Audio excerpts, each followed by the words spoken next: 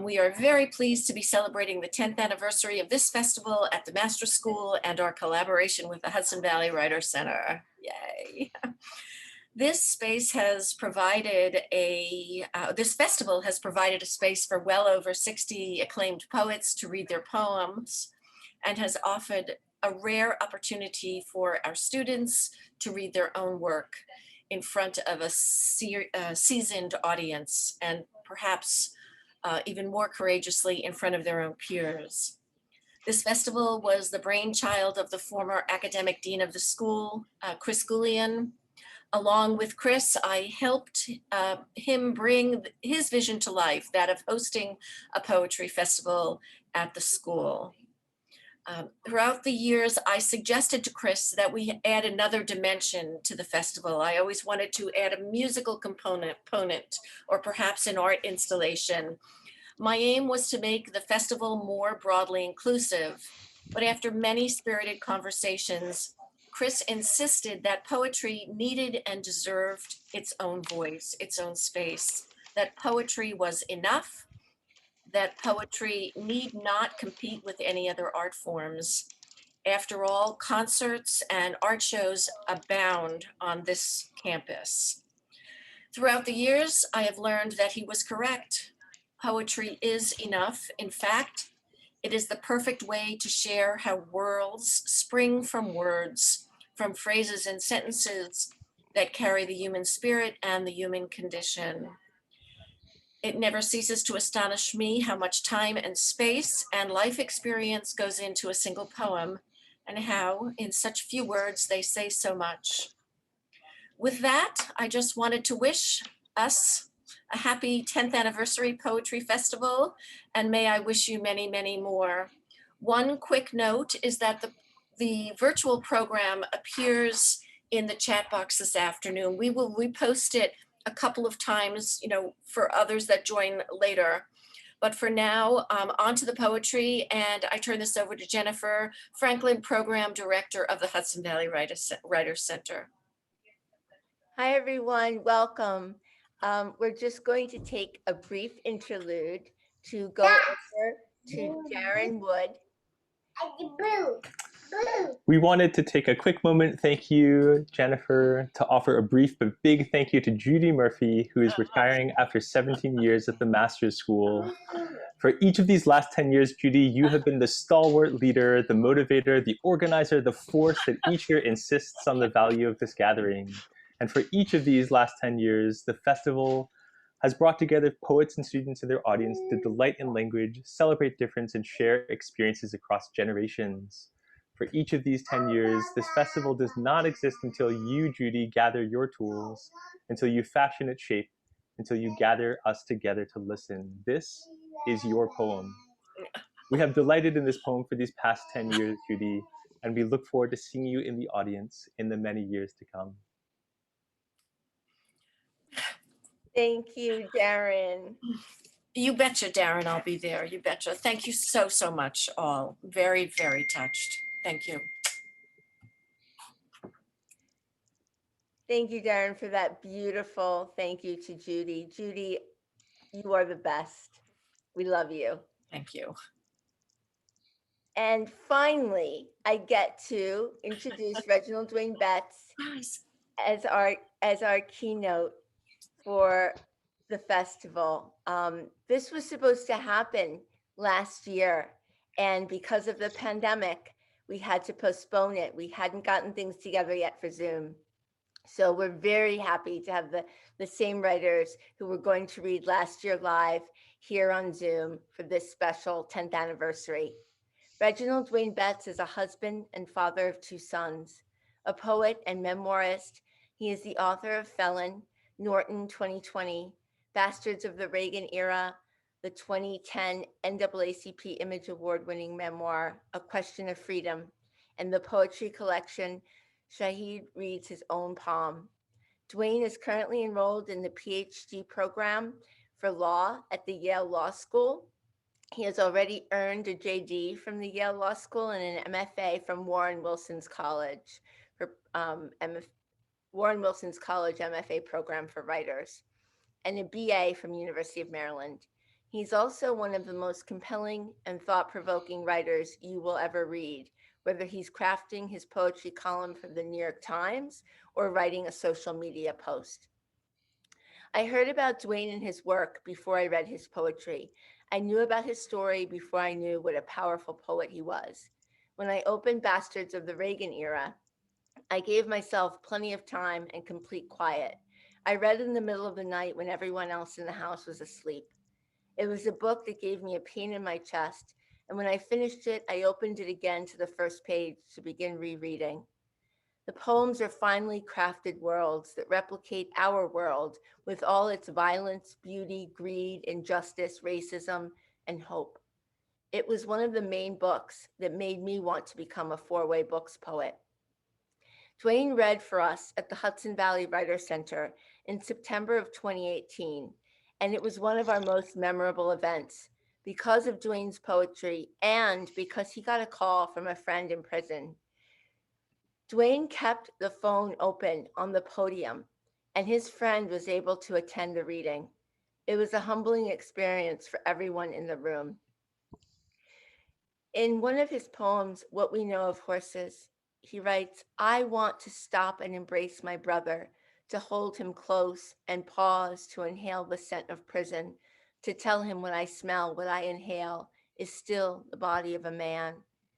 And in For the City That Nearly Broke Me, you know the truth of the talking, of the quarrels, and how history lets the blamed go blameless for the blood that flows black in the street and the bodies that roll off the block and into the prisons and into the ground, keep rolling, and no one will admit this is the way America strangles itself. Please help me welcome Reginald Dwayne Betts. That was cool. Thank you. I remember that reading too. It was a dope reading, mostly because so much of life on the outside is been unable to share some of the things like you value and you get a chance to do with people on the inside. And so it was something real humbling about being able to do that and about being, having a crowd in the audience that was so generous that they were cool with it, And so what I'm gonna do today is I'm gonna read some new stuff that I don't even know what I would say about these new poems, but I'm gonna read a few um, new things, and then I'm gonna read some from Felon, and then I'm gonna go back and read. I'm gonna end with a poem from Bastards of the Reagan era that'll also include a video, not really a video that talks about how some folks on the inside responded to this particular poem. So it's a pleasure to be here. And without further ado, I am going to get going. Um, I should just say the backdrop. It doesn't matter why I wrote these poems, but the backstory is I was thinking about a friend was going through some things, and I was trying to write, and I'm writing some poems to be a way for me to walk with this friend while they go through some things. I think yeah, poetry is really important, and sometimes when you think about books and prizes and awards, you forget the ways that it's just important as a way to be present. So morning. There is the dream, and then there is a moment when morning comes with a combination of colors that have never existed before. The vernacular calls this dawn or first light or sunup, daybreak, break of day, cock, crow, aurora. There are so many words for this singular beauty, and no one dare call it fleeting. This beginning, this kind of horse we ride into what we hope will happen, this strange and wild thing that gallops us to our lives. Untitled. A group of almost anything has a name. Crows are murder, and flamingos are flamboyance. Most of the others I don't know. A group of empty shot glasses is called a disaster. Of empty rooms, a yesterday. A collection of tomorrows, even if simply dreamed, if desired, if craved for, like some small child wanting one more story at bedtime. It's called hope. There were too many nights when all I had was hope. There is no real collective now to hold all the people you love. If we name it at all, wouldn't it be abundance? I have an abundance of loves, and even when I am lonely, especially then, they show up. Outside, it rains, and inside, everyone I love is asleep. There is no word for what it means to listen to them breathe, but if there were, it would be the antithesis of murder. Crows always remember a face, is what I read once, and can recall it as if a part of a dream. Or so I've always thought a house full of loves. And so I've always thought a house full of loves is a dreaming. And what better word for listening to all your loves breathe at night than dreaming? What more could any of us ask for of the night?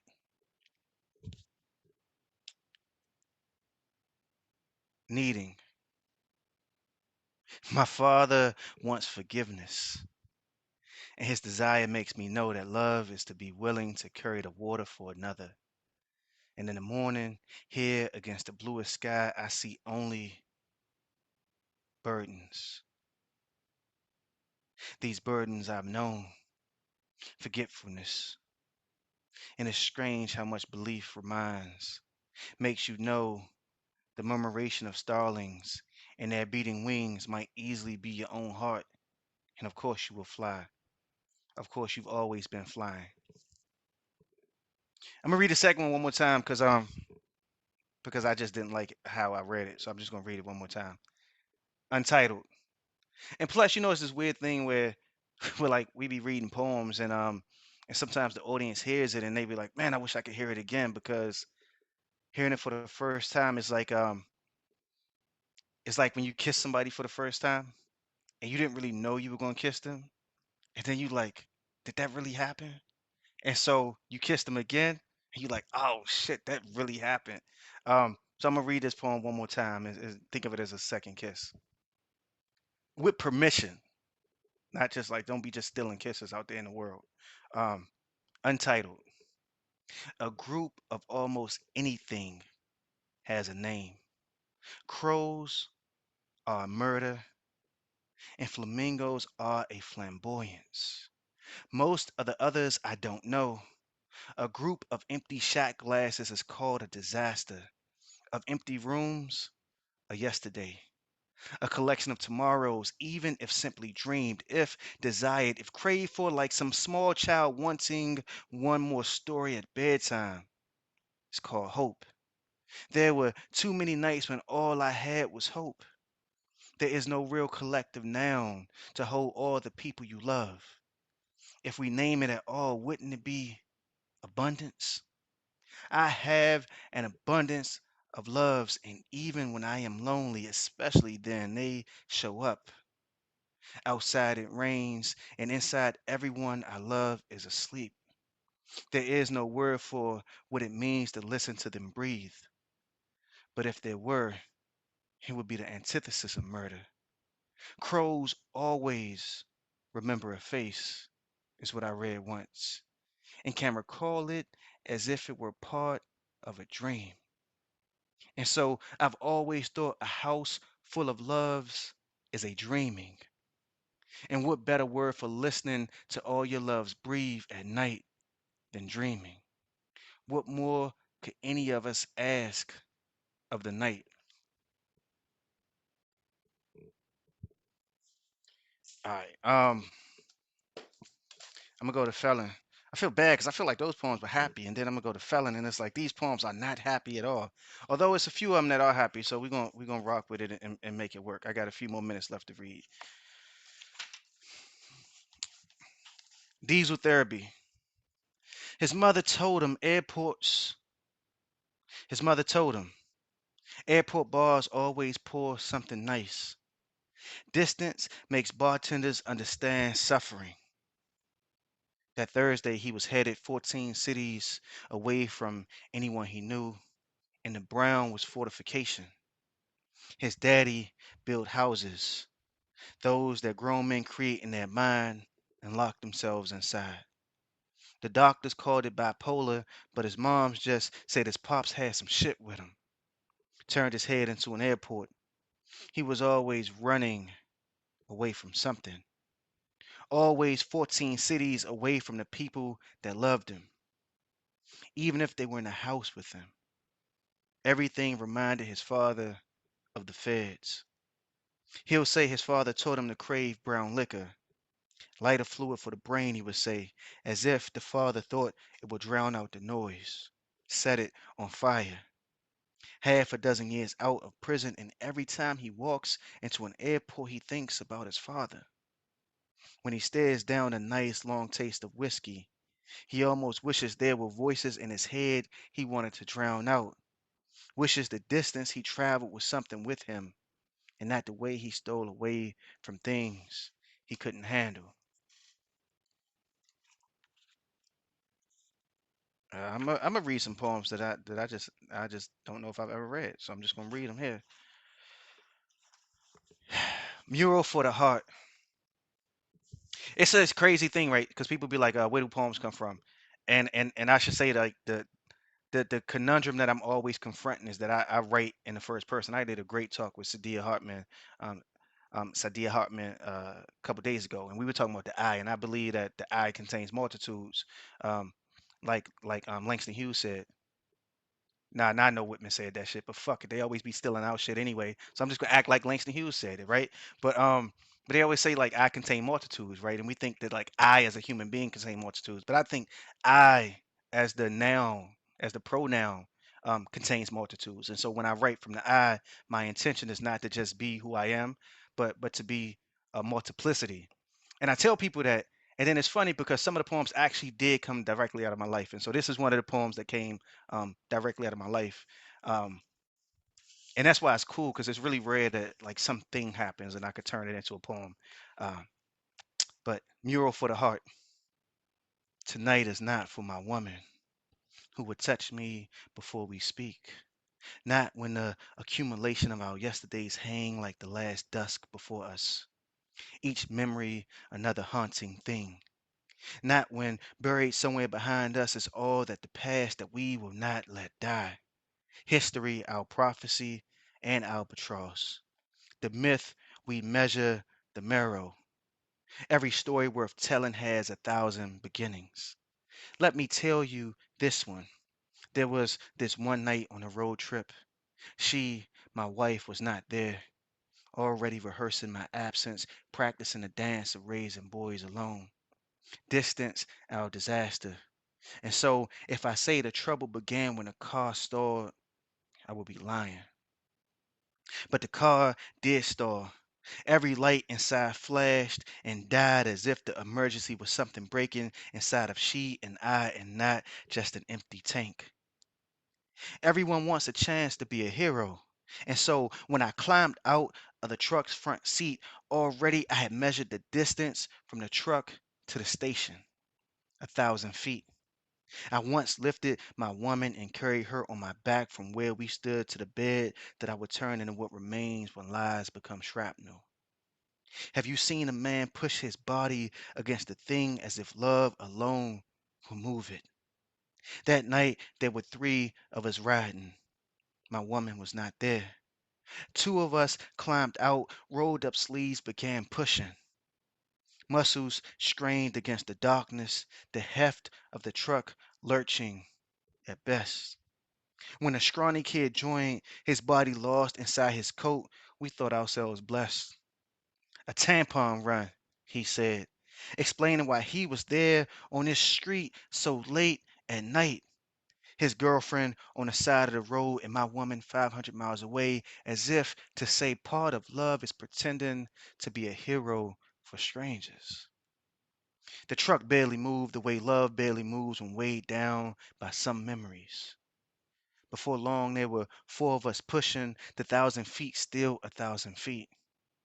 And then we stopped, which is to say, we realized the thing you want can break you.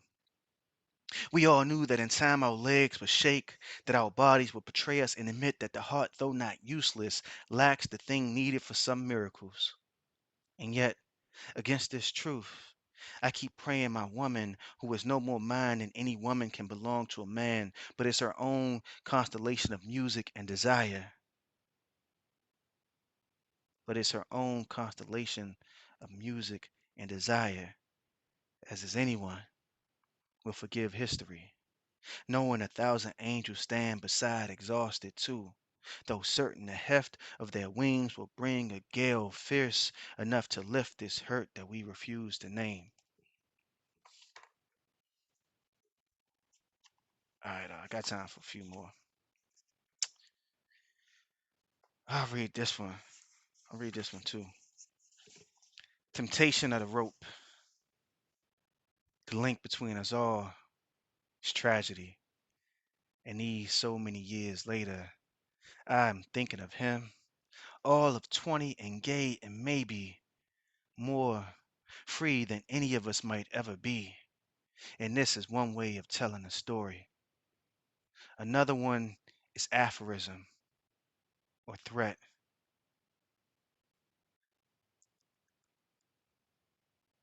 I just realized there might be children in this room, so I have decided not to read this poem. All right. People are always mad about censorship, right? And they be like, we shouldn't censor things. As if we don't censor ourselves all the time, as if we don't have permission to say, you know what, I don't want to introduce you to some ideas. I don't want to be responsible for that. So um Ballad of the Groundhog. Where cities get lost to time, everyone knows the groundhog story. A wild animal caged, the climb cleaved, the beast transformed into something gory. A caution or a flag or just inevitable. They say he almost flew, catapulted before the rest happened, anviled by the metal fence, cast as freedom's insult in this country where states still turn men, women, and children into numbers. There's no city where I can feel free. Time is fucking inconsolable, is what I mean. A starved sea, and sometimes there is nothing, just days in their ruthless abundance. By the time I heard the woodchuck's tale, I'd been returning to prison as penance, circling black holes that turn the barren lands dense, avenues and alleyways buried inside sadness of castaways lost to the clink. Who prays for the groundhog? The cut is a landscape of cells dug in the red dirt. Who with a state number outruns the fate of red dirt? The rodents hurt. I owe my ears a debt for this burden. The groundhog believed in escaping the steel bars around him. Home was gleaming metal, the linchpin of shackles and handcuffs. Who wants to awaken to that spring? When I asked my cousin, who knows more prisons than cities, he calls the cut a fucking death trap, as if he knew the beast. The groundhog, a legend, a caution. And Janis Joplin might have been right, but for the epilogue. The marmot, small-eared rodent, lost everything, eclipsed like all wild things aching for release. The fence tempted. One afternoon, it exiled the wobbling, near-leaping thing with saw teeth sure to hunt. A groundhog, rabbit animal, any human entangled in razor wire wants to be more. We all, when held that way, will struggle, twist the blade's edges deeper, and so, shanked on a spiraling cosmos, the serenade of the grass rat became a story we all know. When the fence's tines grab hold, they will embrace like prison strangles anyone doing time. And this is true, whatever the groundhog's fate. Maybe men ain't as wild as we think, and no one came to cut the whistle pig free. All right, I got time for a couple more. And let's see. Oh, I did say that. All right, so I'm going to go to read the last couple from Bastards of the Reagan era. Thank you guys for having me. Um, it has been a pleasure Started writing poems in the penitentiary, not expecting to ever read them to anybody who wasn't in a cell near me, and having the opportunity to read all of these places and for this spot to read to people in prison while reading is truly something that I am wildly grateful for. And so I am going to read this poem of mine, Elephants in the Fall. Two more poems left. This one and then one more. Elephants in the Fall. One. Mackay Michael Zamir Betts. November's flame in that year of hard sunsets. Winter's plagency and days when my insomnia courted cognac.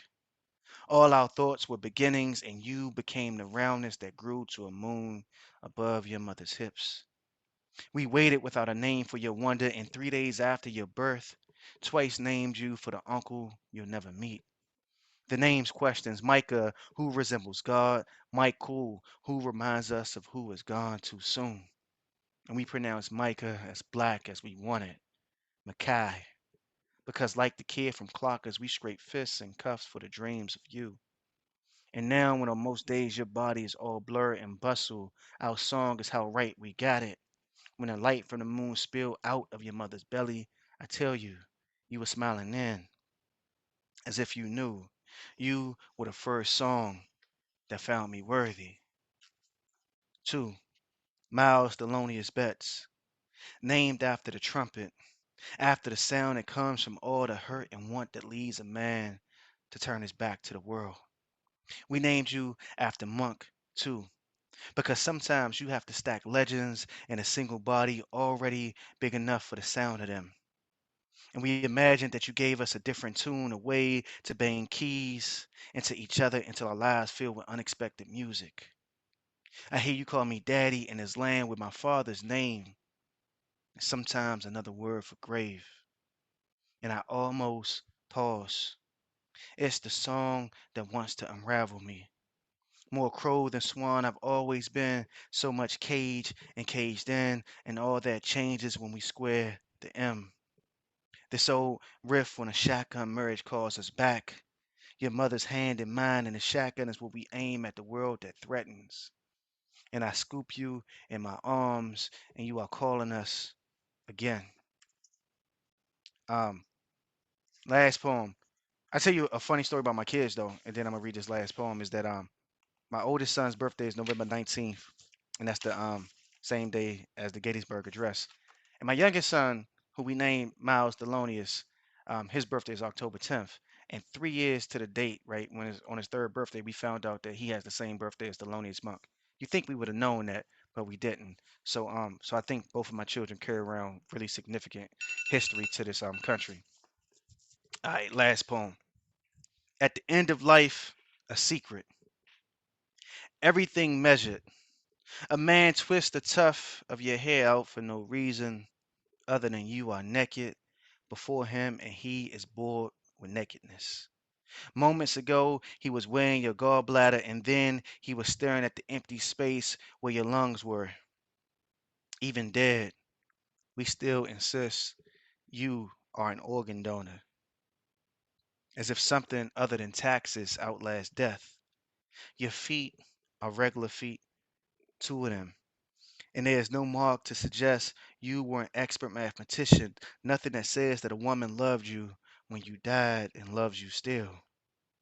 From the time your body was carted before him to the time your dead body is being sent to the coffin, every pound is accounted for except 22 grams. The man is a praying man and has figured what it means. He says this 22 grams is the soul. Finally, after the breath has gone, the soul, less than $4,000 worth of crack, 22 grams, all that moves you through this world. Um, Thank you guys. It was a pleasure. I got a video. They took my poems inside of Sing Sing, which is a huge honor. I mean, I hate prisons, but it's a huge honor to be able to return to prisons with your words and to be able to provide something for so folks inside that's getting through days. And so this is a video that's sort of accounting for some of that work. So I am going to see if I could do the magic of sharing screen, and then yep, and then I will share and I will play. It's no sound, so don't worry if you hear nothing.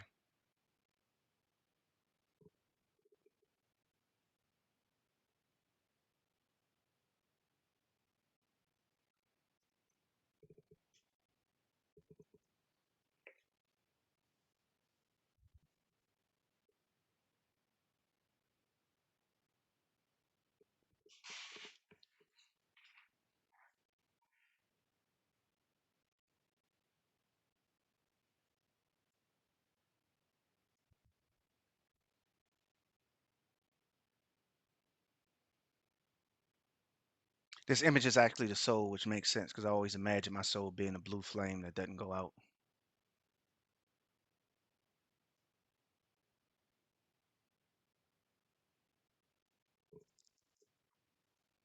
Oh shit, I was right. See, I told you.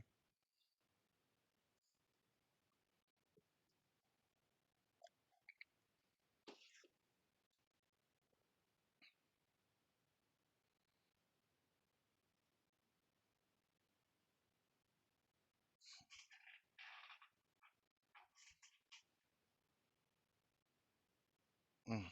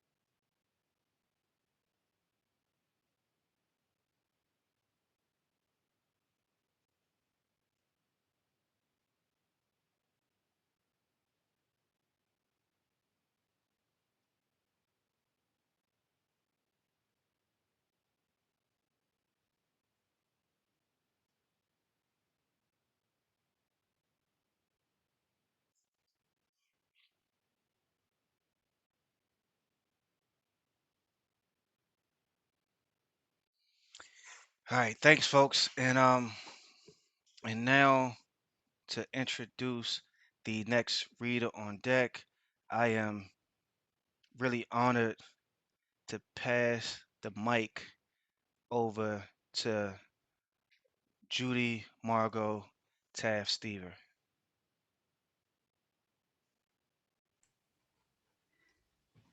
Thank you so much, Reginald, for that fantastic reading. And I also wanted to thank the Hudson Valley Writers Center, the Masters School, Jennifer Franklin, and Judy Murphy for organizing this festival and also other ones. The first poems I'll read are from my book, Crack Piano, published by Cabin Carey Press in 2019. Idiot's Guide to Counting. How do you become one with a horse, riding and becoming, the act of riding, and the horse becoming the self and the other at exactly the same second, counting strides, counting muscle movement, counting fences, hurtling over them with the horse, counting the everything of one? How do you count? How do you pull a muscle turning over in bed at night? Measurements that change everything, counting back to everything, the everything of one, the pulled muscles of the back of one, the entanglement of one, the waves of particles counting back, the quantum, how to become one with the branches of a tree, a grandfather tree in an apple orchard that no longer exists. Separate one from tree, horse, counting numbers, counting the grandfather tree to find the solution of one.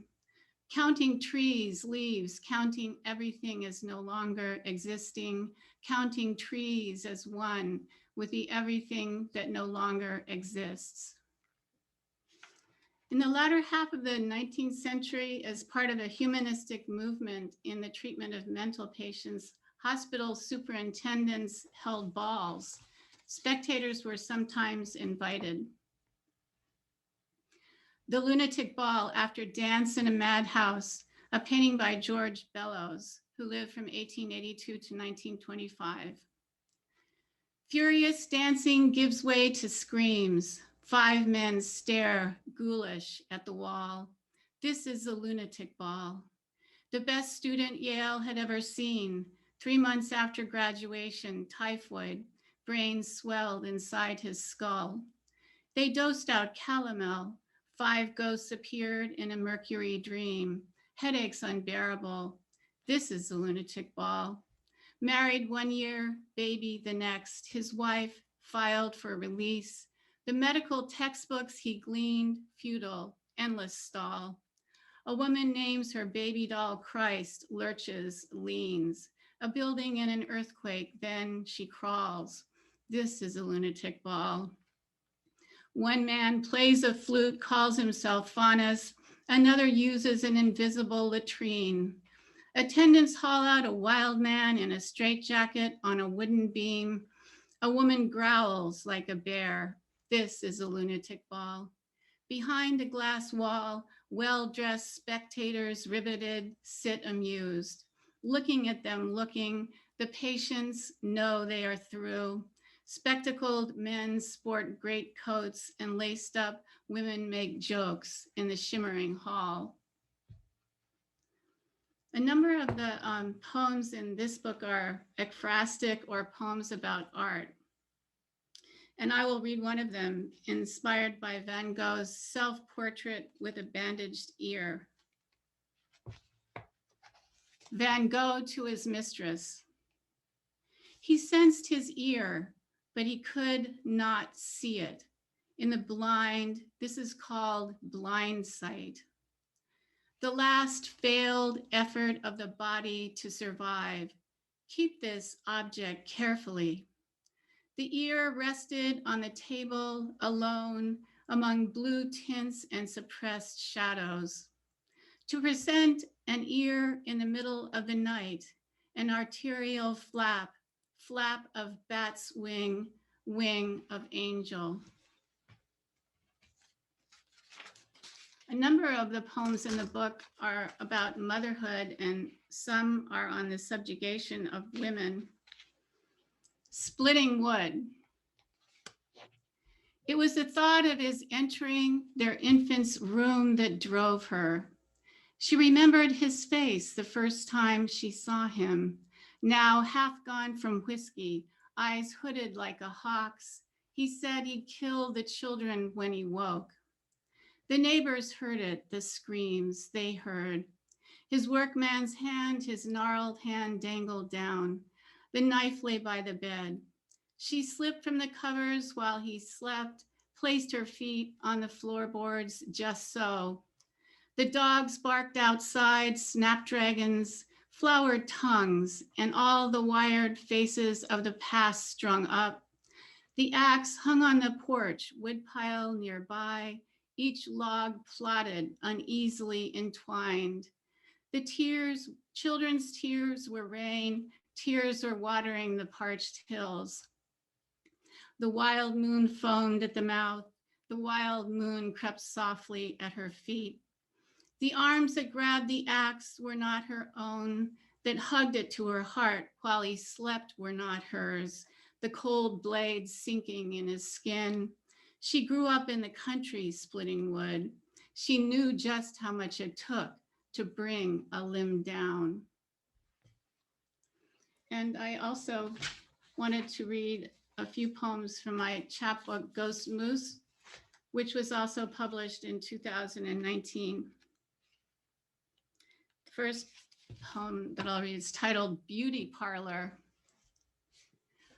A pedicurist clips a hangnail from a client's big toe while Monsieur Marc, cultivated Belgian, whittles away at her hair. He praises her Botox, only 5 injections, her face now full and taut. In 1905, blondined hair was scandalous. Over a century later, I'm trying to make mine as platinum as possible, bleach out, then blend with the gray growing in, cut down on visits and cost. While I stamp out outward signs of age, my stylist, a striking woman who was recently a man, talks about her boyfriend in a soft, masculine voice.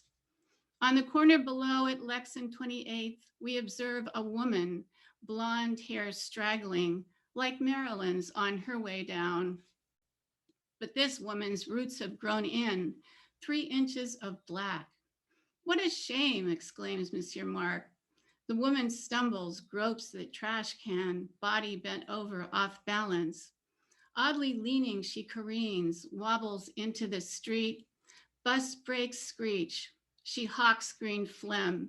Must be on crack, says one client. Monsieur Marc wonders, why doesn't she do something with her hair? Several of the poems in Ghost Moose are about the 6th extinction through which we are currently living. And here's the title poem. Ghost Moose. Searching for moose, the children run down to the river, calling the already gone, the forgotten, to wallow in stench, the smell of skunk weeds. Moose calves become ghosts, rubbing fur, skin, scraping ticks off on tree bark. In mild winters, ticks multiply and multiply, occupy moose calves, killing them slowly. Their mothers witness starvation from blood loss. Moose calves resemble ghosts, tearing fur, skin. Calves waste away. Wasted bodies frighten the forest floor. Foresters call April the month of death. End of horses. I write to you from the end of the time zone. You must realize that nothing survived after the horses were slaughtered.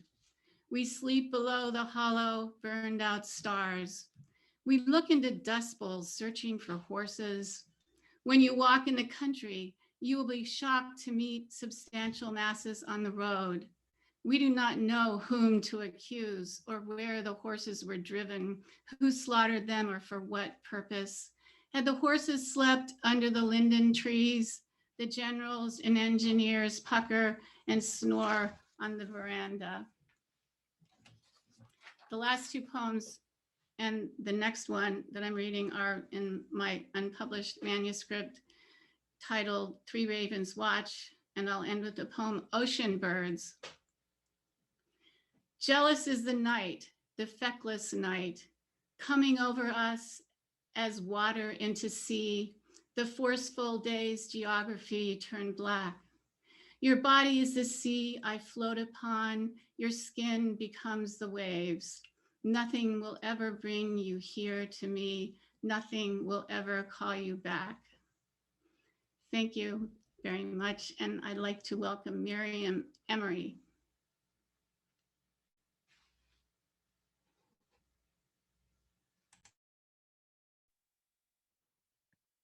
Those were wonderful.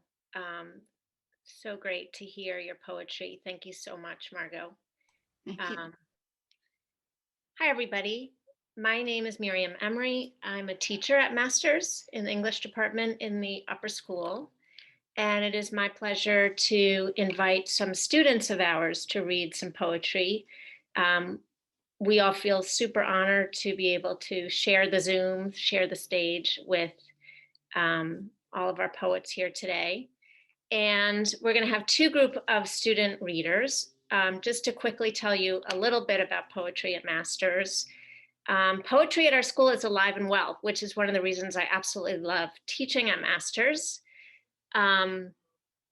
Every week we have a poetry spoken word group named Outspoken that meets, and they have continued to meet all year, either in person or hybrid, even during this pandemic, and they meet every Monday.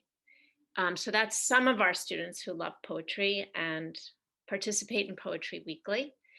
We also have Darren Wood's poetry seminar, where he has poets come and workshop with the students, and where he infuses our department with poetry all the time. There's Panache, which is our literary magazine at Masters. It has poetry, prose, photography, art, and a lot of times we'll have students share their poetry at morning meeting, which is an assembly that we have, or at other occasions at Masters. So it's kind of cool to do poetry at Masters. You know, no one, like everybody is pretty into it, which is really rewarding and really inspiring. So I'm going to introduce the students in the order they're going to share their poetry. I'm only going to say your first name, students, but anyone who wants to look at the student names again, it's on page 11 of the program.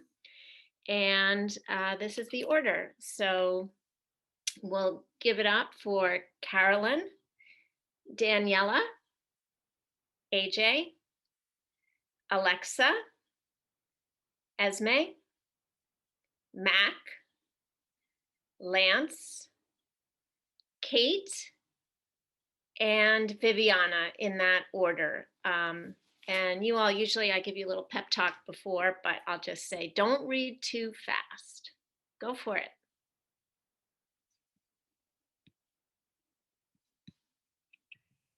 Okay, so hi everyone, I'm Carolyn, and here is my poem, which I titled Grains of Sand. Okay. How beautiful must we be, soaring upon the hilltops of the destitute, knowing that their corpses are dragging their bodies back to the shore, that they still mold their bodies around the sea glass carved into their solar plexuses. Their minds are more worn down by the hymns of sirens. They howl now of a new world made more beautiful, more humane than ever can be. Oh, how long has it been since I've begged to hear their song? I wonder now if she is more like the ocean, or the men that gamble in the casinos near the shoreline. I always thought that she was the coastline, boundless and ever-changing. But I find now that her body has morphed, and that she sells her time to the high rollers. I wonder now if her body is still made from glasswork, delicate to the touch, or if the plastics of poker chips lay in the fine lines of her skin. Oh, how long has it been since I've begged to hear their song? She told me that she mourns for the men, that her hands can still feel the siren's song upon their woven skin. And in reply, I begged her to the water, to cleanse herself of remorse and to lie upon the shore, for her body to rock amongst the flood of water, silent among the swaying sand. Oh, how long has it been since I've begged to hear their song?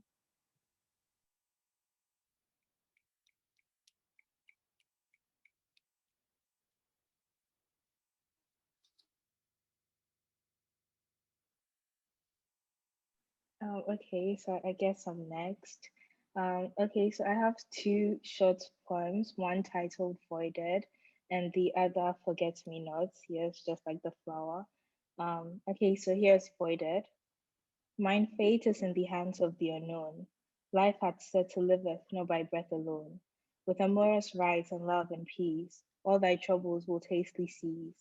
Thee what liveth a fruitful life, hath said the mistress that liveth in delight. Only God knoweth the sweetness of wolf's bane, but that gent is so inane. For letting the devil take at his people, for letting the gent stand death on his steeple.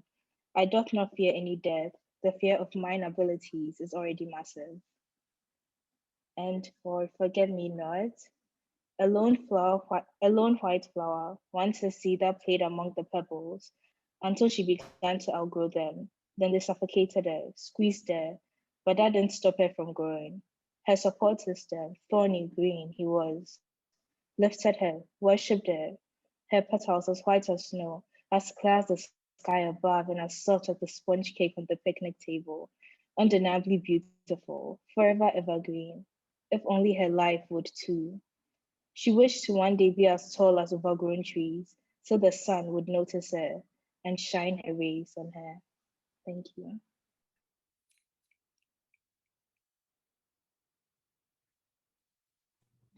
Hi, my name is AJ, and I'll be reading something I wrote called Stilettos on Stone. Steps in staccato of stilettos on stone, tapping out in Morse code all the no's I didn't say. Getting all the men who've done me wrong out of my brain. Let the black suede chip away at the fear and the rage. Let my heartbeat echo my heels and quicken my breath. No time to linger, no inclination to kneel for a man who doesn't respect the beauty in the power of a woman walking wide awake in a world that is constantly trying to control what she does with her body, when centered and still, motionless in movement, running a race that's already ended. I will emerge from this journey having relearned what it means and not caring how it seems, to no longer be afraid of the sound that is made by shoes of my own, stilettos on stone. Thank you.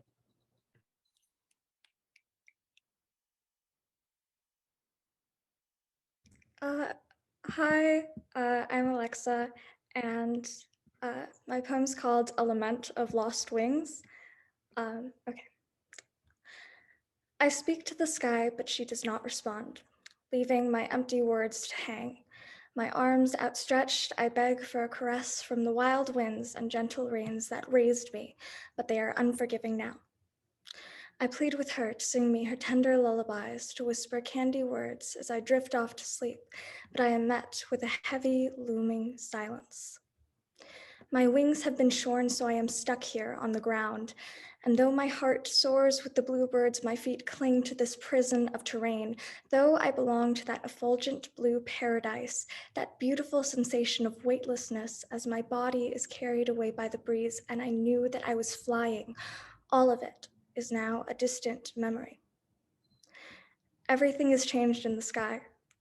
It's hazy now, but I remember seeing the meadows from above, and I listened to the humming stream and saw myself in the wildflowers, growing tall and free and proud. There are a million different colors. I saw mothers holding their children's hands tight so they wouldn't fly away, so they would learn to be still, even amidst an ever-moving city where people walked so fast even when they weren't going anywhere. Everyone was running out of time. I heard booming cannons and men's wills bent and twisted in indignation. I saw fire and felt her flames rising to meet my disgusted gaze, boys in man's armor running rampant, leaving a careless trail of destruction, a broken tableau of endless gore. And I heard singing. I heard kind melodies that felt plush to my ears, that filled the air with rose petals and had a sweet aftertaste. And I heard songs like strings of gold, heavy and soft like bits of the soul. And I heard singing just to sing, because what else can one do amidst a world on fire?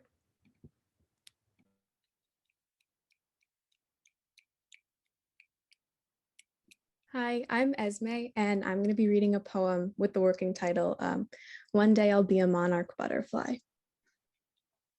Nobody talks about Iraq anymore. I am alone in a white room surrounded by apple cores. Wine-stained cupboards are filled with empty cans of borscht that don't belong to me. The reminder that I am as dark as I am light is shoved down my throat by some invisible hand. Remember, mixed berry cough syrup and that ear infection. I belong to Granny Smith. Nobody talks about the war anymore. I look in the mirror and don't recognize myself. I touch my reflection and she is bits and pieces, put together like the self-portraits showing the progression of an old folk's dementia. Will you come back home? Do not forget our bodies in the streets. I cannot coexist with gentrified neighborhoods, and I will never recline in a padded floral chair. In my calendar, remind me. Skip the years of red overlined lips. Skip the years of trying to force baby's beauty onto wrinkled skin. Moths eat our clothes, our cushions, and our congregations. I cannot help but ask, what will be left of us?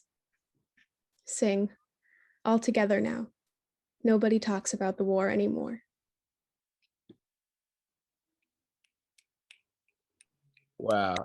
Okay, always hard to follow Esme, but I'll do my best. I also have a working title. I call this Junkie on the Church Steps. Oh, my name is Mac, by the way. Okay. She stood there, red ribbons in her hair, eyes that saw beyond the empty water towers, beyond the hangnails and blistered hands, far beyond what I ever knew was there. Cocaine days long lived out, fantasies of fentanyl fall back into dust. Nights blacked out at prep school parties became AA meetings in moonlit gazebos, sparrows chirping from branch to branch to branch to branch. Vomit spit filled the drunk 3 a.m. Ubers home, but now trains to Williamsburg, to Harlem, to Houston, and below. Her speckled gaze pierced through those perverted passengers, made blind men taste their bitter fate, teased the tar-filled lungs of nomadic souls, forever trailing, told you she was there. I was the alley rat chasing the stray, the junkie on the church steps, the stuck pig whose bleeding belly painted the mossy forest floor. What I crave, what I truly pray for, is an autumn in Stockholm, just her and the solemn breeze, and that is all. Thank you.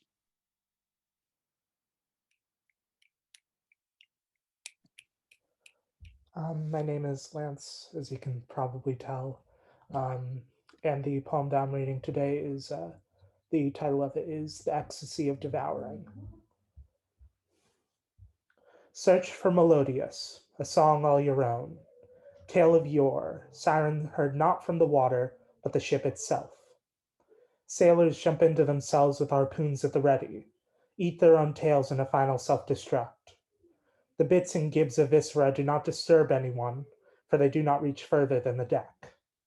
Nobody dares inform the lovers of those at sea, for the pitch hilarity to be found in such an existential form of suicide might break them. The human Ouroboros is a trait that never was evolved out of us. It is one which showed its waterlogged corpse for the first time when Narcissus dove into his own reflection.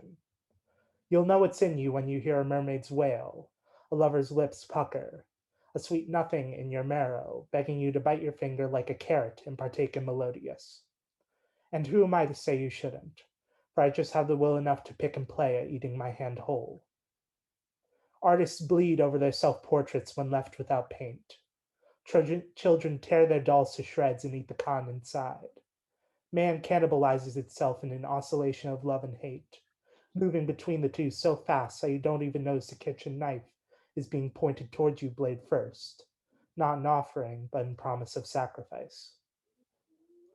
War is just loving someone's blood and bones so much that you want to suck it all out of them. Romance is hating them enough to prolong that conflict over a lifetime. Thank you. That was so great, Lance. My name is Kate, and I'm going to read a short poem called Persona.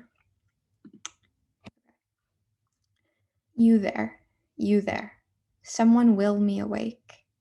I've been moving towards September for months in both directions.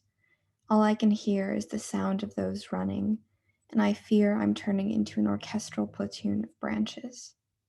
There's no order in the tops of trees, though. How can I be in this 3rd Infantry and not know how to do a marching step and keep in time? Extending my arms outwards, I finally reach September, where it's warm, but not heavy like August. Pulling my red shoulders out of the bath, I weep. Even the grass is wilting into its own bladed backbone, waiting for brand new summertime. Thank you.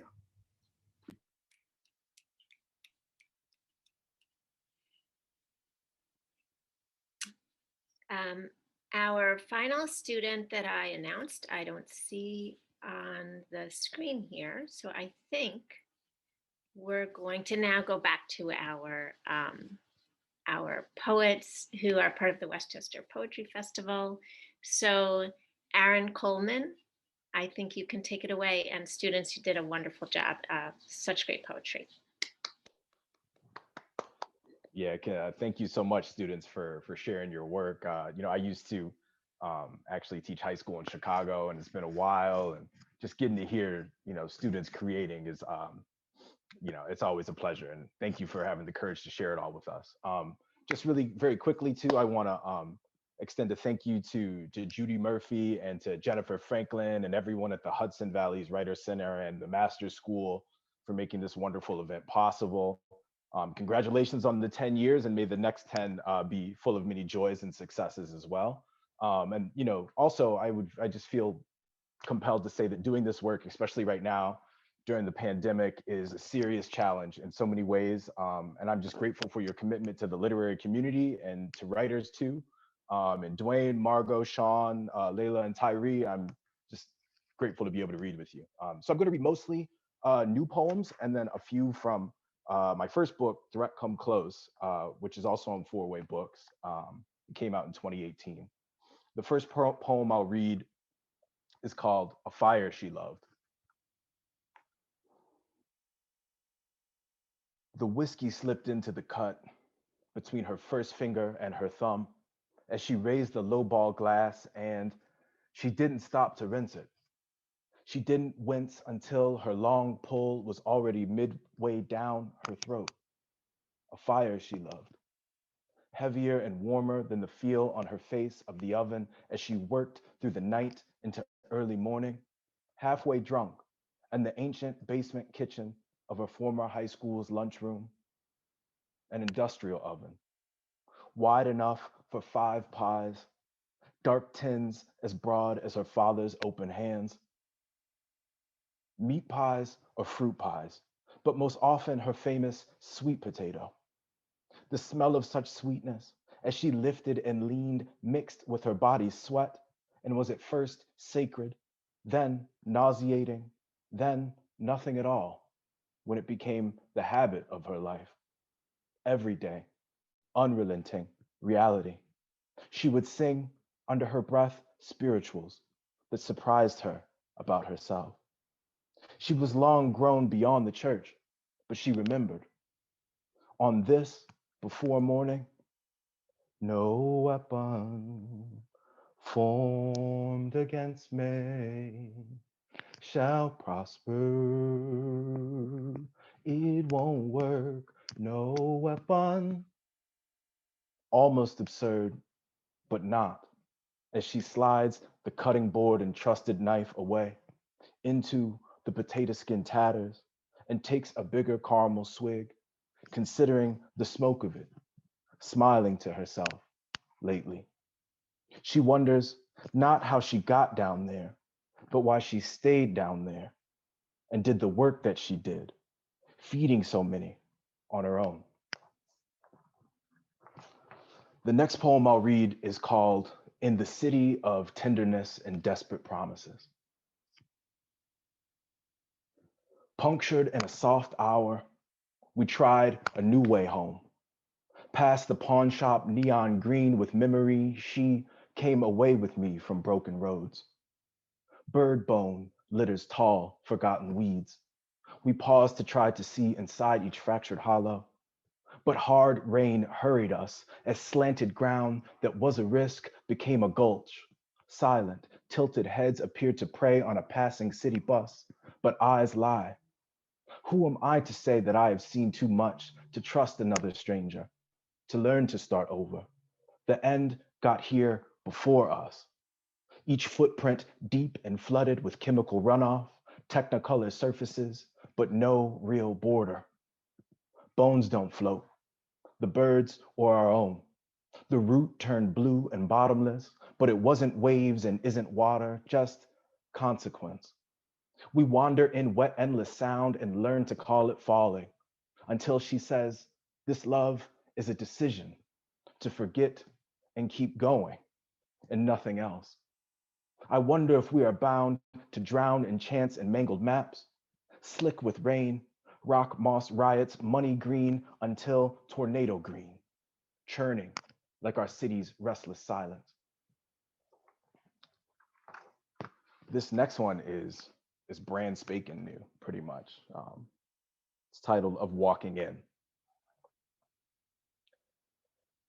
I have taken the risk and liberty of empathizing with the ill and braggadocious brothers walking around St. Louis, shout singing their favorite pop hip hop songs in order to perform a riddle and posture of freedom. I caught myself singing too, getting louder and louder as I walked across another cavernous pandemic night, past questions of hope and hopelessness. I trudged. I made up the song I sang as I went, trickling down patterns in headlight shine, but I know I felt the big black weightlessness and the practice of letting go of public fear and private shame in public space, untaken but noticed. So now I'll pivot to a couple poems from the book. This first one is called Viciousness and Ends.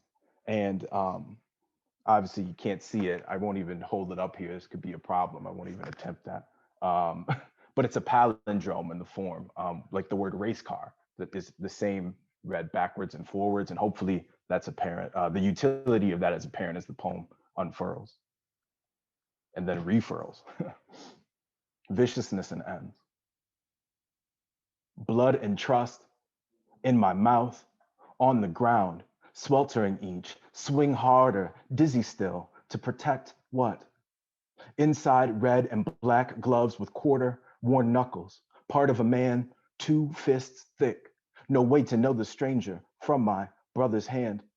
The boxing glove still hot, past its sticky, hand slipping into, we refuse to go. The fear in our throats stuck like meat in our teeth, and it was good, and it was from one another, and sweat Genesis and took uncut grass, we laughed, face down in the yellow, to press each other's necks like dull blades, and used our forearms where he breaks. We laughed because we swore a man is born into each other's sharp backs, point blank. We shot BBs. We shot the metal BBs point blank into each other's sharp backs because we swore a man is born where he breaks. We laughed and used our forearms like dull blades to press each other's necks face down and the yellow uncut grass. We laughed and sweat Genesis and took from one another, and it was good, and it was stuck like meat, and our teeth the fear, and our throats we refused to go past it, sticky hand slipping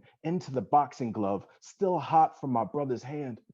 No way to know the stranger part of a man 2 fists thick, with quarter worn knuckles, inside red and black, gloves to protect what?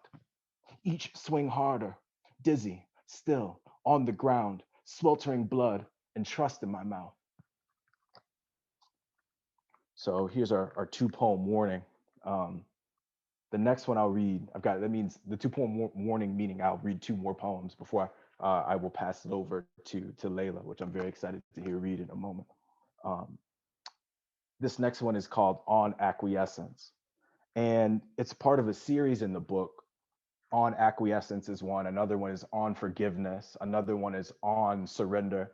And I was just thinking about the meaning of those words and sort of what they share in relation to each other. And I felt like the best way to explore it was to go into sort of these personal and intimate situations. Maybe I'll just leave it at that. On Acquiescence, it also has an epigraph from an Emily Dickinson poem of Bronze and Blaze. And it also owes a debt to the movie Friday. And you'll see that quoted in the poem itself.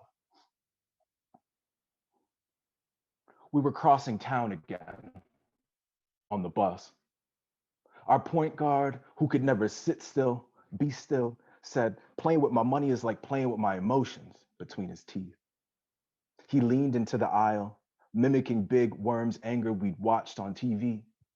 My teammate and I shared more than the same name.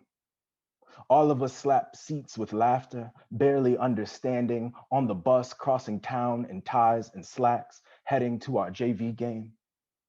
After school, but before the match, I had wanted to say, don't play, to a girl I smiled with too much in her white on white volleyball knee highs and skin. Down in the empty late after school classroom, both of us too borderline, looking at each other as if lost in the angles of blinds and skin and dusk. I was never quite sure about her touch. Metal detecting fingertips, seeking shrapnel. We held something quiet. We crossed town, off the bus, chins up, another contest away, rarely smiling, undressing, and changing into uniform. I remembered her hands, put mine where she put hers on my body. A boy said, and you know this, man. We laughed and talked shit when what we wanted to do was understand. I remember the fist of the boy with my name when he, hot-headed and light-skinned, cut across the court, breakneck towards the white man, hurling slurs from the front row of his home game. Fourth quarter, seeing a tall, blonde son, maybe his, knocked onto hardwood. The perennial black versus white school rivalry. Game streaked towards the bleachers, reached for the screaming white man. Our black feathers rustled like midnight peacocks claiming our cage, the polished floor. We were cross town. We were off the bus. We weren't safe. Not while playing away or sweat soaked inside patent leather Jordans, toes clenched like talons, cursing with our bodies under the buzzer's horn, straining to empty what gets stuck in hands, weapons that clutch torsos and throats, hummed in muscle, flexed shut. Off at this distance, I hold less noise and more silence. But what if we are made of this violence? And so I'll close with just one more poem. And this one requires just a little bit of a backstory. My cousin, one of my cousins and that lives in rural southern Pennsylvania, found the tombstone for my great grandfather. So my grandfather's great grandpa. And on that tombstone, it also included the Pennsylvania 25th Colored Infantry written on on this military tombstone. And so that sent me looking for the records of his life. And we were able to, my cousin did a lot of this back research, and we realized that he had escaped from slavery in Virginia into Pennsylvania and enlisted in the Army during the Civil War. And so then I was able to look and see where the Pennsylvania 25th Colored Infantry was at different moments in the war. And I came upon this moment where he was on this boat off of the Carolinas, and the boat almost sank in a storm. And so I just think about how my life is only possible because he survived that moment. Another strange land, downpour off Cape Hatteras, March 1864.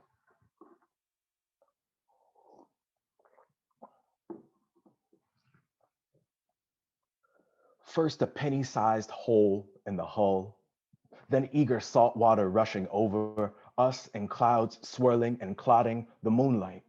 No time to stop and look upon it, as the hole becomes an iron mouth, makes strange sounds, peels and tears open iron as iron should not open, muffled and heavy, us becoming underwater. We confused the metal echo and thunder as the same death knell from God's mouth. We've been done, floated all this way down in dark blue used uniforms. How far from slavers' dried out fields in Virginia, Pennsylvania, wherever we came from. Now we barely and only see and hear an ocean whipped into storm. Not horror, not glory, but storm. Not fear, not power, but focus on the work of breathing, living as the storm rocks us and our insides upside down, turns hard tack into empty nausea.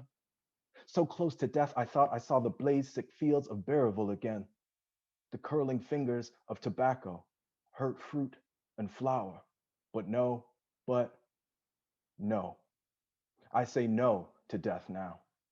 I'm nobody's slave now. I'm alive and not alone, one of those who escaped and made myself a soldier, a weapon, a stone in David's sling, riding the air above the deep. I grow more dangerous to those who want me. I ain't going back to anywhere I've been before. I grab a bucket, you grab a bucket. We, the 25th Pennsylvania Colored Infantry, newly formed and too alive and close to free to sink below this midnight water. 36 hours, chaos, shoveling, lifting, throwing, ocean back into ocean to reach land and war in the Carolinas. I stole my body back from death and going down more than once. I steal my breath tonight and every night. I will not drown. So thank you all so much. And it's my honor now to pass it over to Leila Chatti. And thank you all for listening and much love to all the readers today. Thank you, Aaron. This is so special. I'm sitting in Cincinnati right now and it's raining, but it's really like lovely ambiance to be like listening to poems as the rain's coming down very softly. This is so wonderful. Thank you all for having me. Thank you, readers. This has been incredible. Thank you, students. I'm so glad to hear your work. So this has been a real treat. Thank you. Yeah. Okay, I'm gonna read from my book, which looks like this. I feel like I have to do that, hold that up. And I'm gonna read, I think, straight through. I get a little shy or anxious, so I prefer to just kind of go straight through. Yeah, it's about an illness that started in my early 20s. This first poem is called Confession, and I always like to lead with it because it's the poem that let me know that I was writing a book. And it begins with an epigraph by Mary when she's giving birth to Jesus in the Quran. She says, "Or I wish I had died before this and was in oblivion, forgotten." Truth be told, I like Mary a little better when I imagine her like this, crouched and cursing, a boy god pushing on her cervix. I like remembering she had a cervix, her body ordinary and so like mine. Girl sweat lacing rivulets like veins in the sand, her small hands on her knees, not doves, but hands, gripping, a palm pressed to her spine, fronds whispering voyeurs overhead. Oh, Mary, like a god, I too take pleasure in knowing you were not all holy, that ache could undo you like a knot. And suffering, I admire this girl who cared for a moment not about God or his plans, but her own distinct life. This fiercer Mary who'd disappear if it saved her, who'd howl to hell with salvation if it meant this pain. The blessed adolescent who squatted indignant in a desert, bearing his child like a secret she never wanted to hear.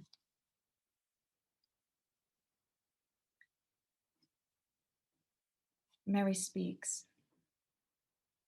And what could I say when he entered, rude as a dream, fair flame of a man with wings and demands not his own? I'd been raised a good girl to house my tongue in my mouth, to be hospitable toward strangers, suspicious of no one. Perhaps I'd have been better off to be wary, but I'd been waiting so long to hear God speak, I hadn't thought to think of what he might tell me.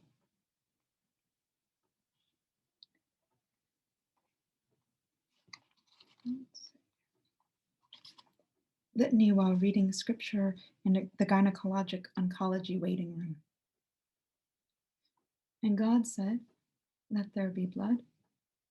And God said, flood. And God said, good is a woman with fruit in her womb and not in her hand. And God said, sin. And God did not say, forgive. And God said, I will make a stormy wind. And God said, sun, a breath stirring.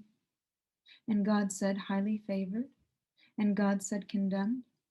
And God said, I will blot out man whom I have created, for I am sorry that I have made them. And God said, listen, and sang a boy, and her, like a stone.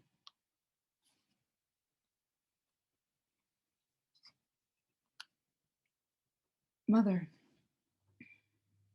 if you had asked me, 13, what I wanted to be one day, I wouldn't have said it. I wanted, for a long time, to be anything but myself, knew that a soon-to-be woman was the second worst thing in the world after a woman, full stop, and I was heading there fast. I could see it, my breasts rudely nudging into view, their snug caps like the knit caps of infants, rosy colored as a tongue. And how terrifying, the thought of a mouth there, rooting in what could be drawn from me that I didn't need. What had skulked in me unseen, stirring in secret vats of milk yet untapped, and blood, the strange new wellspring. I was just beginning to understand the possibilities.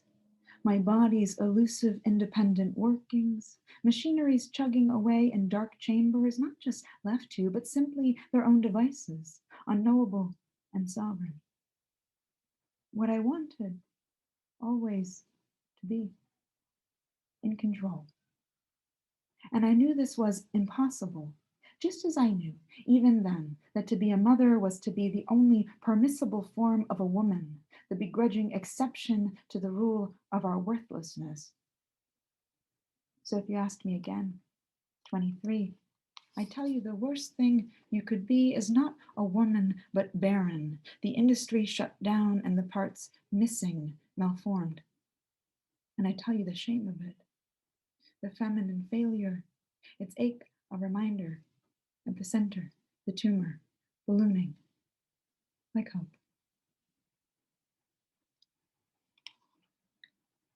Angel. After a month of asking, suddenly a voice.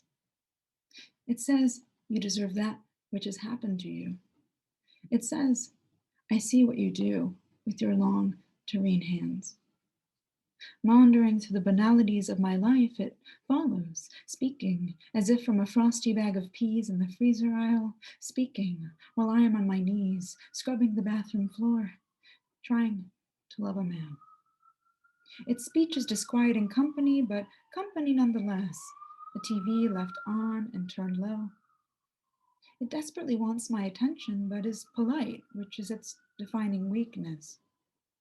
Sometimes I catch it stirring by the corner of my eye, a glint at the end of my cat's whiskers, a spangle on the ceiling of indiscernible source. More often, though, it looks like me, only a little off, like my reflection in the pregnant belly of a spoon.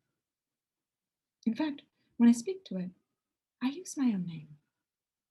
I'm not sure if it minds. It repeats instead its refrain. It says, God has plans for you. It says, I didn't say they were good.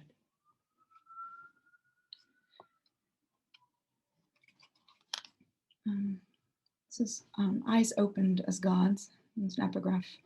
And ye shall be as gods, knowing. Like suns I could not lower my gaze from. I admit I liked the warmth of them. Tongues in the dark of my ears like secrets. Palms splayed upon my thighs like stars.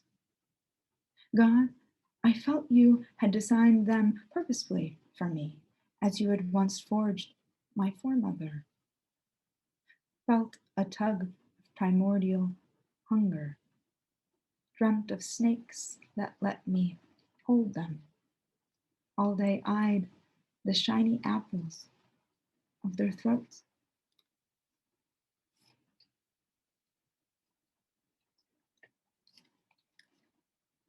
Hymen. Second blood, I never knew you. After the first, scoured the bed for your blazoned blot and came up empty. Perhaps I was born without you. A box with no prize inside, a sundae with no cherry on top. God of good girls, God of matrimony, mother state, which I consider a distant country with a discordant tongue, did you speak with God and conclude I hadn't use for you? Once I was small as your kin, so small and for such a long time. Longer than I've lived, I fit inside my mother when she fit inside her mother, and so on and so forth and further, a nest of matrons, me's and a beam in which to be female is to be something like infinity. And was it determined then what kind of woman I would be? It seems I've always been frightened, little veil of wedlock's lock clicking shut. The heritable procession of women whispering in the aisle of my pulse. Don't do, don't do, don't. And I haven't done. This, the gravamen, the grave I've dug with the spade of pleasure. But wanting seal of want, I did want it, did choose to commit my life's greatest transgression with a benevolent accomplice, and so in the herebefore you could say I am among the spared. What a mess this messlessness of you could have been in any number of lives my size, billowing specters of dresses on a line of possibility, lives in which I am the bridesmaid and you, maidenhead, the bride given away, where I am the acquired property and you, the red ribbon severed in the threshold, I, the purse, and you, the coin tendered.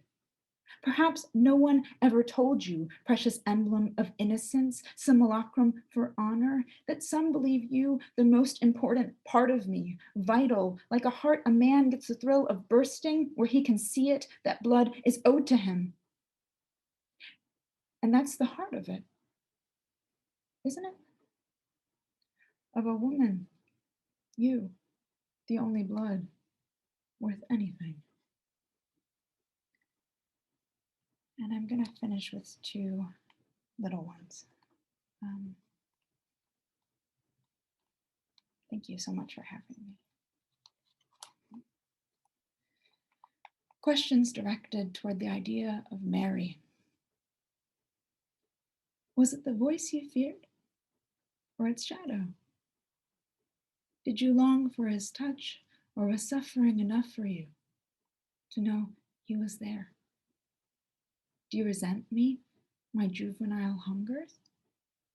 Do you wish for me the freedom of a vast, barren plain? What would you have done with your body if your body obliged? Did it please you, your son risen at the end like a question? Do you pity the angels, their ancillary lives? Did your worship falter once you were sure you were good?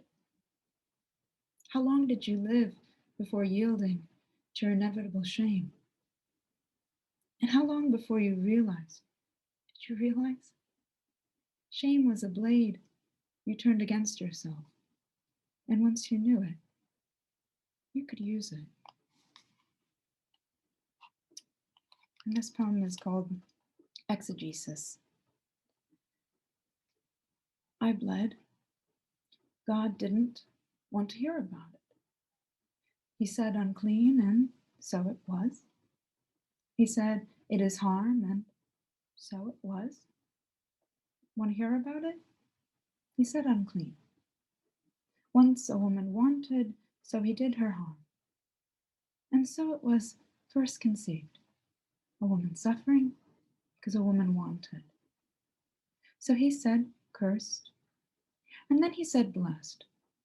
The woman chose to suffer, conceived a God that she never knew a man. And God knows best. If he calls a curse a blessing, then so it is. And he said she was clean. She never knew a man. I've known men, but never a God that bled and lived. But I did. Thank you so much. And now it's my honor to turn it over to Miriam Emery again. Thank you all so much.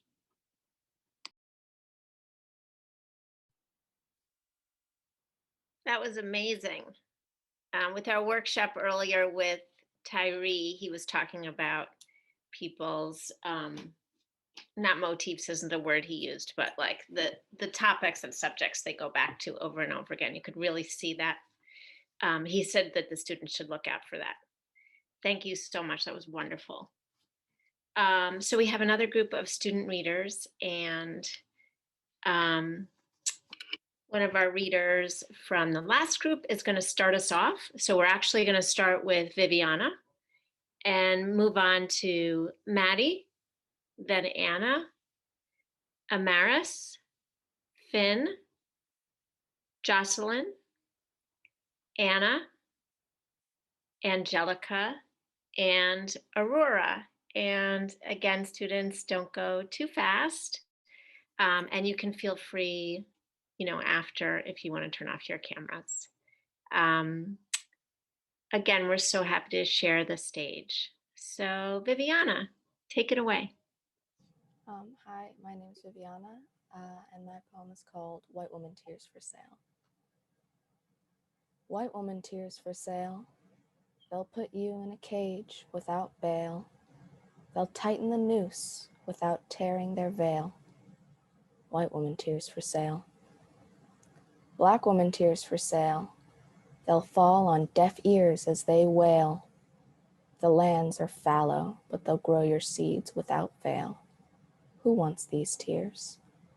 Black woman tears for sale. Thank you.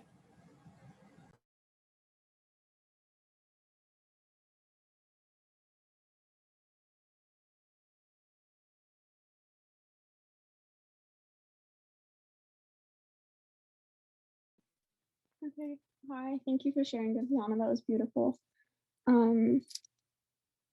So this poem, I don't really have a name for it, I guess, but here it is. I liked to tell my therapist that things were good. I sleep through the night and the dreams aren't so bad anymore.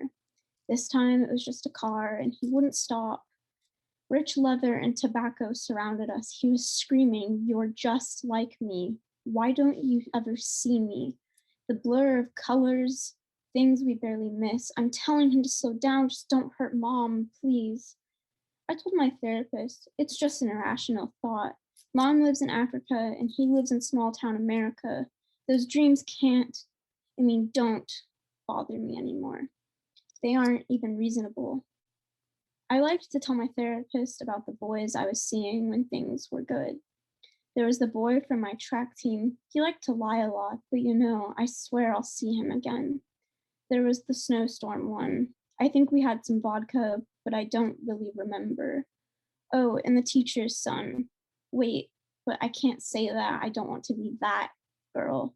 And there was the boy from my French class. He took me on a date. We had some good pizza. He had a scholarship, even told them yes, but I still had to see him in the dining hall outside my dorm. I can't eat pizza without the reminder of my back and a street sign, hoping, praying a car would pull over. I quit going to therapy when he did that. I don't know how to say no, except when someone's trying to help me, and so I quit. I think if I hadn't quit therapy, I would have told her the truth. I slept through the night 4 days ago. Most nights I only get up 3 to 4 times. I can't remember the face I see in my dreams, except I always wake up drenched in sweat. I would have told her I hate tennis courts and eating.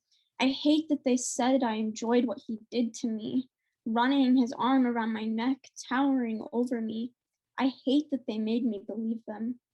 I loved not feeling safe in my own home, missing weeks of a class, almost failing it. I enjoyed the moments of eye contact the following weeks and the nausea that would follow, not being able to breathe. I would have told my therapist I thought them, the girls who said I enjoyed, that they, if anybody, would have understood the most. If I could go to therapy today, I would tell my therapist I met a new boy, cry a lot to him because I know he'll listen. He stays on the phone with me when we go to bed, so the nights I have nightmares, he calms me down. I would tell her that my father hasn't called me a whore in the 2 years I've been with this boy.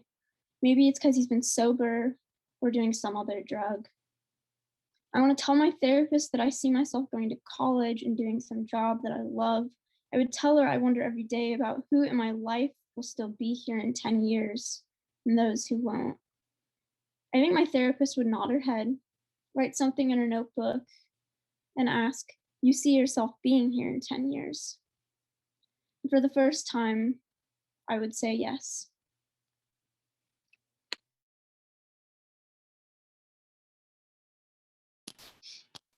That was really good, Maddie. Thank you. My name's Anna, and my poem's called The Slaughter of My Will. A never-ending phenomenon, a world where everything is coerced. Even unconditional love leaves cuts on your skin. Tickle my toes and watch as my paralysis strays away from your dismay. In this hallway, as the crows fly, a cold glass of water perches.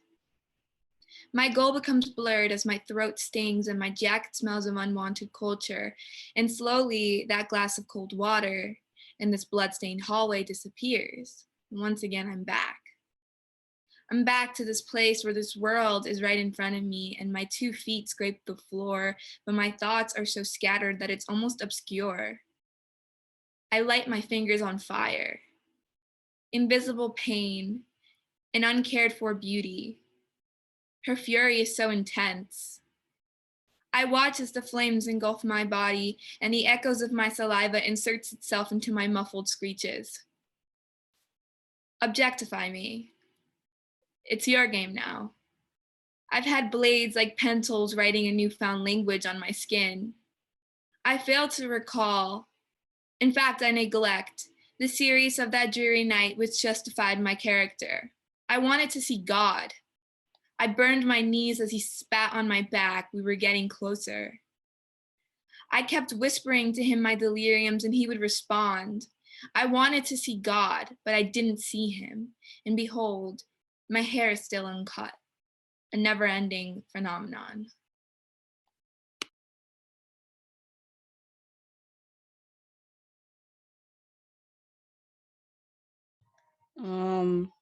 My name is Amaris, and this is my poem, Seeing Red. Shut in the darkness with nary a light, a year filled with rage came about. Eyes blurry from the blue screen, staring at words of fear, suppression, and hate. Words that slowly crumbled the bridges of trust. Pow, one man shot another woman down. Pow, children's cries that echoed the sky. Pow, the silence and smoke that lingered behind. It's suffocating, the silence. It's emptiness clogging your throat, leaving nothing but bleeding scars behind. Bang, it suppresses you. Bang, all their eyes are on you. Bang, you can't act out. Bang, even though you're bleeding out, as your eyes turn red face towards the dirt. They walk, their shoes encrusted in blood. They laugh over the pain and tears. They look up towards the sky as others fall. Their silence is an answer of bliss. See no evil, hear no evil, speak no evil. Hands up, bad day. Look the other way. It was a mistake, too aggressive. Code switch, no switch, have no filter. Sit down, quit now, it's just too much. Say nothing, be nothing, shrink your voice. Act up, back up, lower the anger that shakes your voice. Trauma tossed away in just a few words. One dead, two dead, just a couple more. How much blood does it take to learn more? How much blood does it take to see red? How many more have to be dead?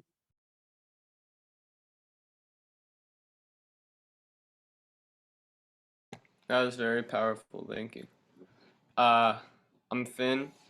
This poem is called Smacking into Mirrors. Alright, yeah. It's 3:30 a.m. I just got out of the shower feeling deprived and warm. As I wrap a towel around my waist, I see a fly. It's desperately searching, I think, but every nameable surface in the room is covered in mist from the shower. I hear a plink, plink. The fly is flying back and forth between the two mirrors of the bathroom, frantically unchanging, smacking into mirrors. The mist is now starting to clear off the surfaces of the bathroom, but it's still wet. The fly just doesn't seem to get it. No, he says, smacking into mirrors above all the toothbrushes. I have a partner, good friends. Blink, I'm destined for blink something. I just need to get to sleep early tonight. I blink, blink, have work tomorrow. And just as I've caught him in a poetic analogy, the plinks suddenly stop.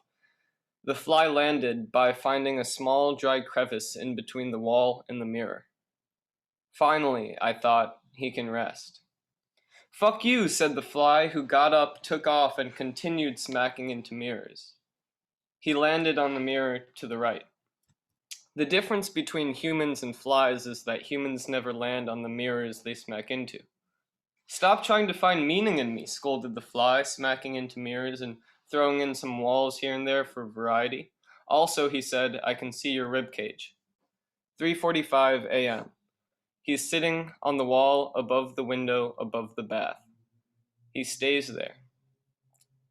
I thought about how poetic it would be for me to kill him. I stood on the bath and looked at him. Does he find purpose in himself, in the way he rubs his back legs together? He's unremarkable. Would a creature as unremarkable as this only befit an unremarkable God? The fly gets up, feeling deprived and warm, and continues smacking into mirrors. Next time I'll get you. Next time rolls around, and this time he allows for me a closer look.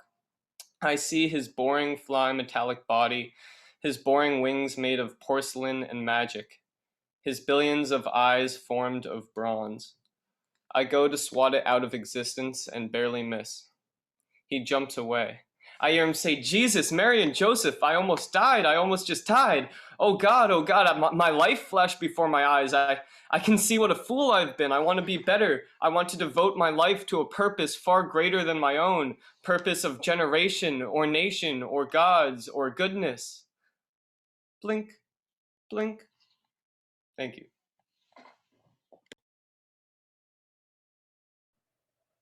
Hi, my name is Jocelyn, and the poem I'll be reading is called Locked Inside.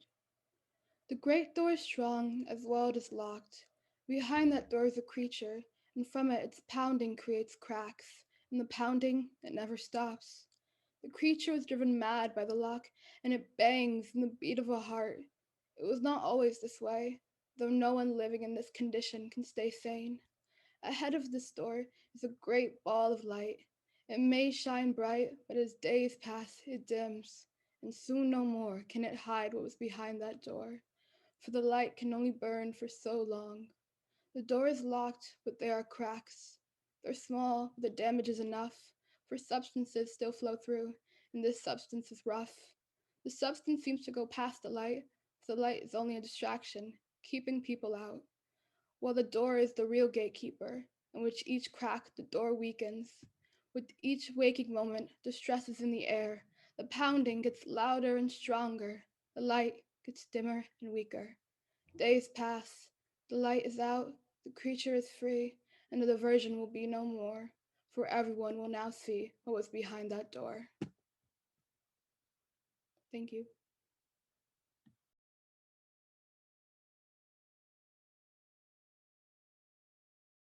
Hi, I'm Anna. I'm gonna read my poem. It's kind of like a working title, but I'm calling it I Am Not One of the Golden Ones. I am not one of the golden ones, and I cannot seem to comprehend how I continued to worship the barrenness of the love you couldn't give to me, even after you clipped my wings and shattered my halo as I fell from the sky. So now I say to you that I am glass, and I've broken just as glass does. Over time, I learned how to be my own stunt woman when society auctioned me off to the highest bidder the day I met you, knowing just how to fall when the inevitable came and your empty promises pointed blame at me, the one who would have done anything for just a sliver of your watered-down honey. I became my own oxygen mask when the boxes society put me in closed in on me at 6 years old with the wise old words of Atticus Finch mixed with bodies bearing scars, just like the ones on my heart and the girls on the news who went through what I went through, different in presentation but fundamentally the same. But I try to tell myself when I look in the mirror each morning that I am not just a statistic. I learned how to love in a different way, same broken soul with a different lover, not really knowing what love was, but giving it all up to another. Society is just going to keep telling us how to live and how to die, then what the hell are our classrooms for, and why do we keep celebrating their perfect crimes? In dimly lit alleyways, I played the part of a wounded animal, looking for cheap thrills where there were none, but on the inside yearning for just a little bit of that dancing in the rain kind of love. In four-wall classrooms, my arm grew more and more numb each day because I got used to being told to not raise it by men who wanted to keep me in my place. In poorly guarded back rooms thick with the scent of Axe body spray, I learned how to mask my iridescent tears with the words, "Oh, it's fine, I told him it was okay." I was lying. And I learned how to cover up the bruises you left on my body and the parts of me I thought no guy I liked would ever want to see, with patches of charred plastic I was told would shine in the burning sun. And people like you, they drink from the fountain of God to baptize their parched tongues, because even those we deem godlike beg at the gates of heaven, and they'll do it forever until the fountain betrays them, until their very essence is drained from their tired bodies, vessels of life and hope and everything they could be, but choose not to be, because even God yearns to break free. I am not one of the golden ones. I just wanted to be a girl made of stars, but I keep swallowing what I thought was air, and I keep finding stones tied to my feet. When a guy I thought loved me for real put his hands in my pants, silly me, I just wanted to dance. You once gave me a box full of darkness. It was only over a year later that I finally realized that this too was a gift. Thanks.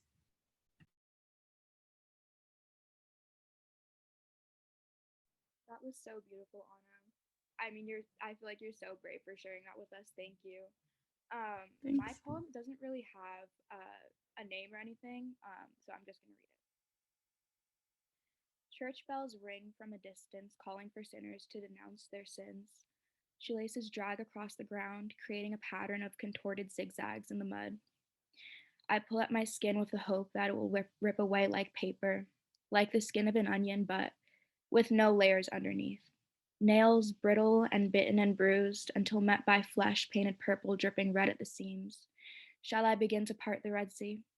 Thread pulled, unraveled, sea of black, eyelids glued together, scene of black never to be opened again, Pandora's box. Brown locks that once dance now stand still on the ground. Eyes open to a reflection that's unfamiliar and bleak. Raise an arm. Will an arm be raised back? Maybe I've instinctually numbed the pain. Maybe it's some form of Novocaine. I pull up my eyes, my mouth, and my chest with the hope that they will rip away, like paper. I pull until skin feels like rubber and hands feel like bones. I want to crawl out of my shell and into yours. It would fit me better. It would be snug around my chest, conceal what I don't want there. I bite my tongue as the taste of iron fills my mouth and teeth chatter until a cloud of chalk billows out. I put a shard of glass under my nose to see if I still breathe, but I see the Holy Ghost instead, and the Son, and the Father. I see his frown, I see his disdain. I see in the reflection of his eyes my eternal damnation for what I am, for who I love.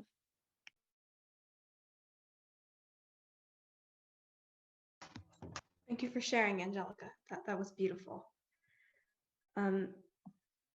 My name is Aurora, and the poem I'm going to read is called Love. Love is a strange and wonderful thing, a thing that comes in many forms.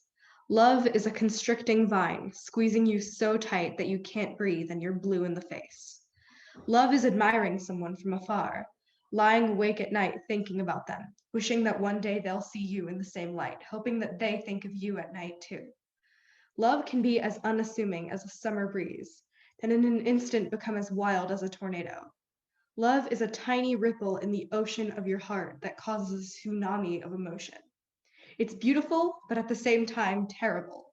If it didn't crush you, they wouldn't call it a crush. There are all these variations, but then there's true love.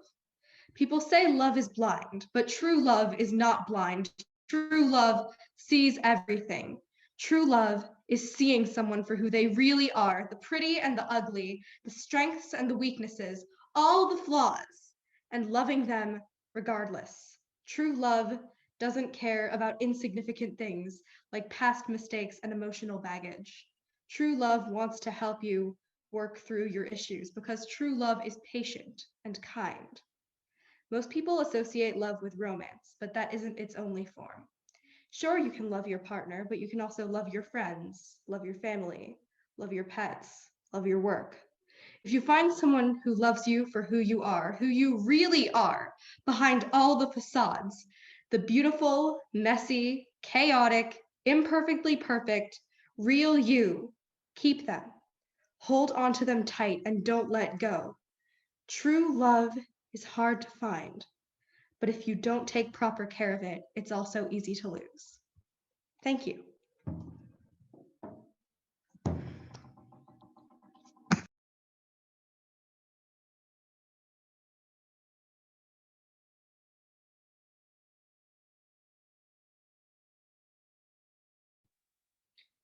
Thank you so much, students. So great to hear all those voices, such a variety of styles.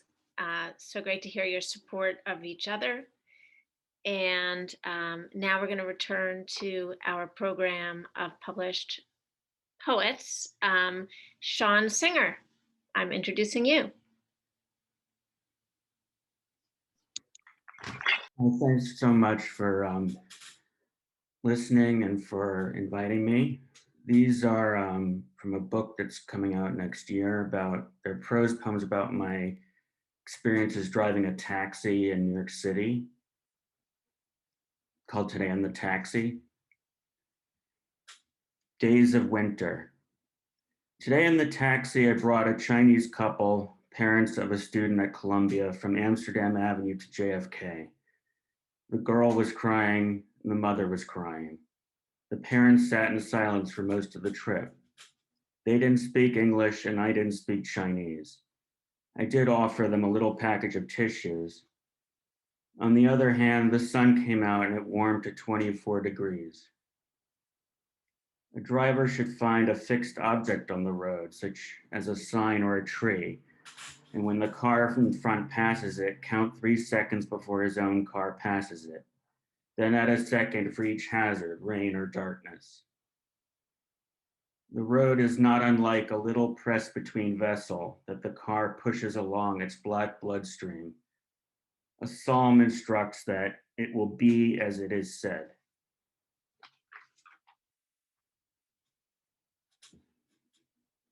Limbo. Today in the taxi, driving a commercial real estate type from 43rd and Madison to 57th and Park, I said, "Would you prefer to go up Madison or Park?" He said, "It doesn't matter. Either way, we're fucked." And it was true when a pair of blackbirds burst from the building like fulfillment. I too seek to weave a memory from foam, a black bottle opener in the blackest bottle, and the flow of liquids. You cannot know it, you can see it. General Beadle Smith reported that in April 1945, when they liberated Buchenwald, he witnessed General Eisenhower go to the opposite side of the road and vomit. From a distance, I saw Patton bend over, holding his head with one hand and his abdomen with the other. I too became sick. When the oncoming headlights are too bright, it is said you should look to the side at the lines on the road. You would stop yourself from being blinded and stop yourself to imagine the road ahead unstrung and the rubber against it.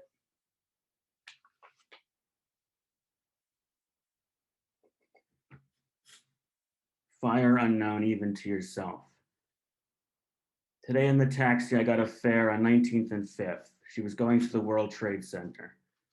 I noticed after I dropped her off that she left a can in the door pocket. When I went to pick up the garbage, it was a can of wine. I didn't even know they made wine in cans. I wondered how people get through the day. Pablo Casals practiced the 6 Bach cello suites for 12 years before performing one in public. I get that it's important to control her sensory ups and downs on the way to what? A first date, an interview, No one knows which bowings and dynamics Bach intended, so cellists can leave it up to their own interpretations. One time a passenger exited the car and said, "I like your driving style." Janos Starker smoked 60 cigarettes a day. Imagine the smell of his beloved cello. He recorded the Bach cello suites 5 times. I thought of blue flames that are neither liquid nor solid, the quick rust like a jewel.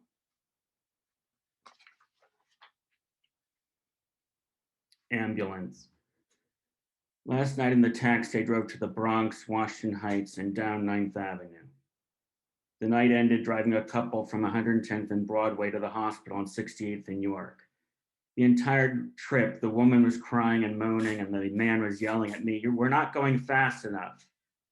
I had to stop at every red signal, and the buildings huddled their thick trunks. We finally got to the emergency room. I wondered what was wrong with her. People save thousands by taking taxis to the hospital instead of an ambulance.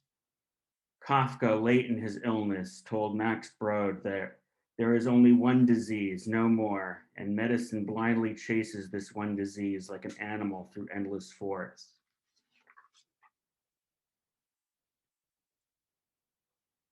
Layers. Today in the taxi, I picked up a millennial couple in Williamsburg. At some point, the woman moved her legs so they stretched across the front passenger seat and rested them on the door handle. I wanted her to keep her feet on the floor, and not just because I feared germs. I almost used the word distracting. I could see the white caps of her muscles and imagine the blood inside them. It was a warm day and the air was sticky. I thought of the Lord having to clean up a kitchen after a TV cooking competition. She uses sponges and cleansers to get it sparkling, almost like a reminder of herself. She thinks desire means to have surfaces so clean you could lick them no cleaner. Anti-venom. Today in the taxi, I got a fare from Parkchester to the Bronx Zoo. She finally came out of the building, put her baby in the car seat and said, "I forgot something upstairs." Then she left the baby in the car and went back inside for about 7 or 8 minutes. I couldn't believe it. I'm a safe person to leave a baby with, but she didn't know that. I was nervous. Some people live without contradiction. I remained calm, though the situation was beyond the job description. Don Bias had a serpent's tooth affixed to the octave key of his tenor saxophone. Perhaps it helped him push into the wilderness or to ward off evil. One sunny July, Kafka says he wept over the report of the trial of Marie Abraham, who, because of poverty and hunger, strangled her 9-month-old with a man's tie she used as a garter.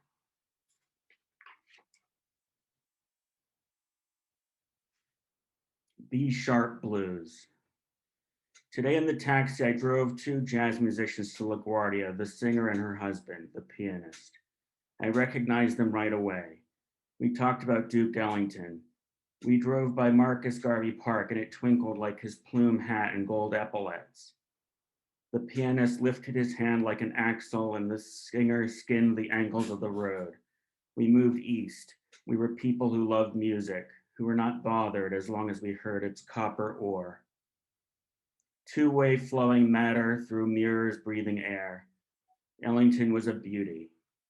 He fired Mingus by saying, I must say, I never saw a large man so agile.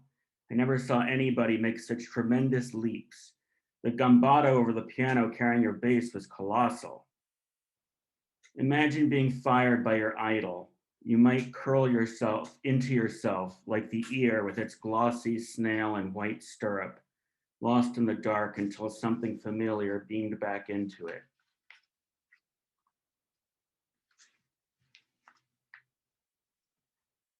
Burnt plastic. Today in the taxi, I picked up a Wall Street type on Park Avenue near 48th Street. He was going to Montclair, New Jersey. His house was on fire and he spent the trip on the phone barking orders at his wife, his roofer, his contractor, his insurance company, and me. He kept saying, "Go this way," or "Which way are you going?" He said to someone, "There are firearms and ammunition in the house." Periodically, he held back tears. It was a long 25 miles for me, and I suppose longer for him. We got there, and the house was burning. The Talmud says, nature rules over all things except the terror it inspires. Which seed? Today in the taxi, my passenger was crying into her phone. She just had a miscarriage. Who was she talking to? Her mother, perhaps. She hoped there was an invisible hand that had some purpose in her tragedy. I pictured the Lord and her shelf of jars and vapors, her amino acids and carbons, fit together with one black wheel and one white wheel. Every Sabbath, the rabbi would remove the slip of paper with her name on it from the golem's mouth, and it would become lifeless, nothing but a thimbleful of little clay cells.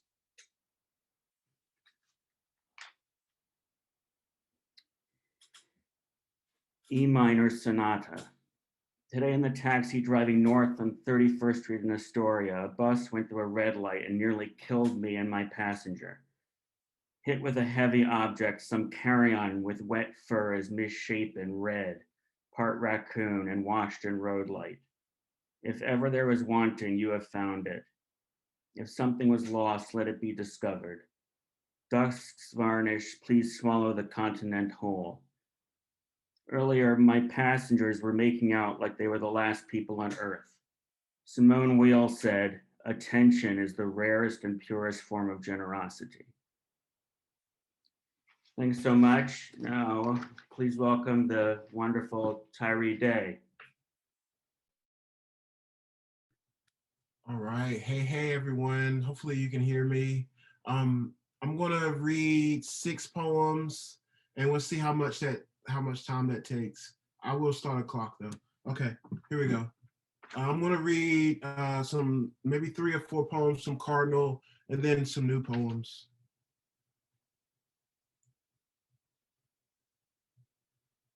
By land. I've lived on dirt roads that bent and ended at a gate of pines. The dust skipped up, did it make my mother look like a dream I've lived on roads that drag through America? I've paced only them to the next town. The road we kissed on is gone, rich folks buying up the city in which we make do.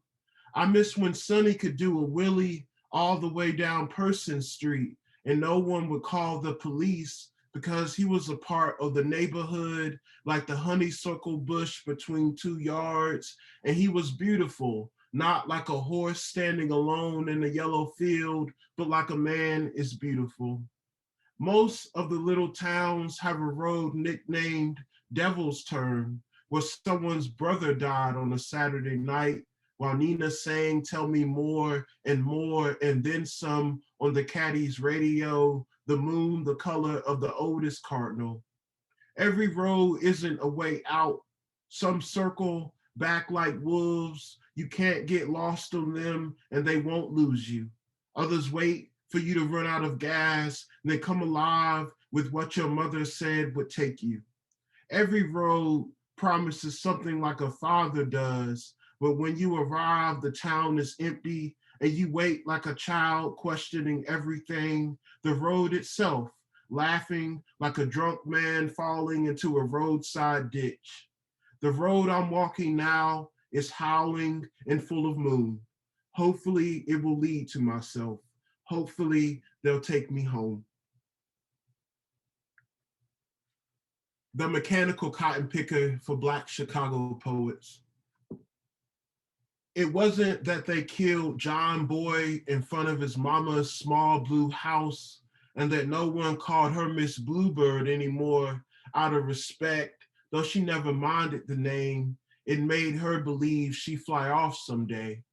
Or that the sheriff let John Boy's body sit until even the baby stopped crying, their eyes filled with him, his body already going to marble, no one would be able to lift from their sleep. It was that we could feed ourselves then by getting down on our hands and knees to pick cotton, and most knew what a body smelled like blowing down a dirt road. When Chicago reached my ear, The war was full of bodies. They sent whole train cars for us Black folk.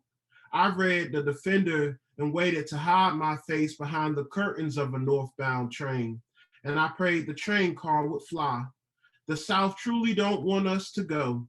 A Mississippi cop would catch a family disappearing behind a rainstorm and send them home, the clouds leaving 4 muddy fields at a time. I left like a season's first lover across a window, slowly like a southern sun, diagonal on a work back.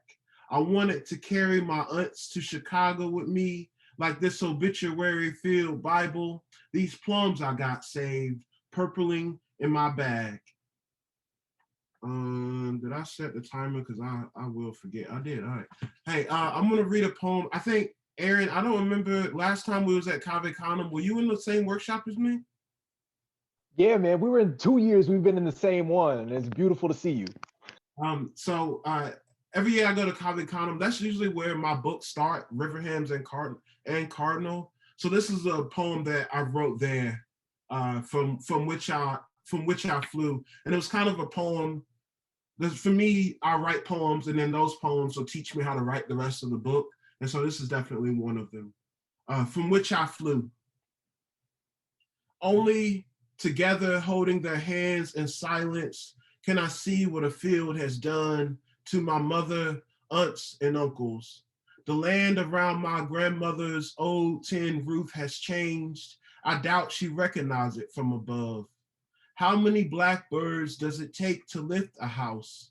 I'll bring my living, you wake your dead. We have nowhere to go, but we're leaving anyhow, by many ways. When they ask why you want to fly, blackbird, say, I want to leave the South because it killed the first man I loved, and so much more killing. Say my son's name. His death was the first thing to break me in and fly me through town. If grief has a body, it wears his Dodgers cap and still walks to the corner store to buy lottery tickets and Budweiser 40s. I don't like what I have to be here to be. All the blackbirds with nowhere to go keep leaving.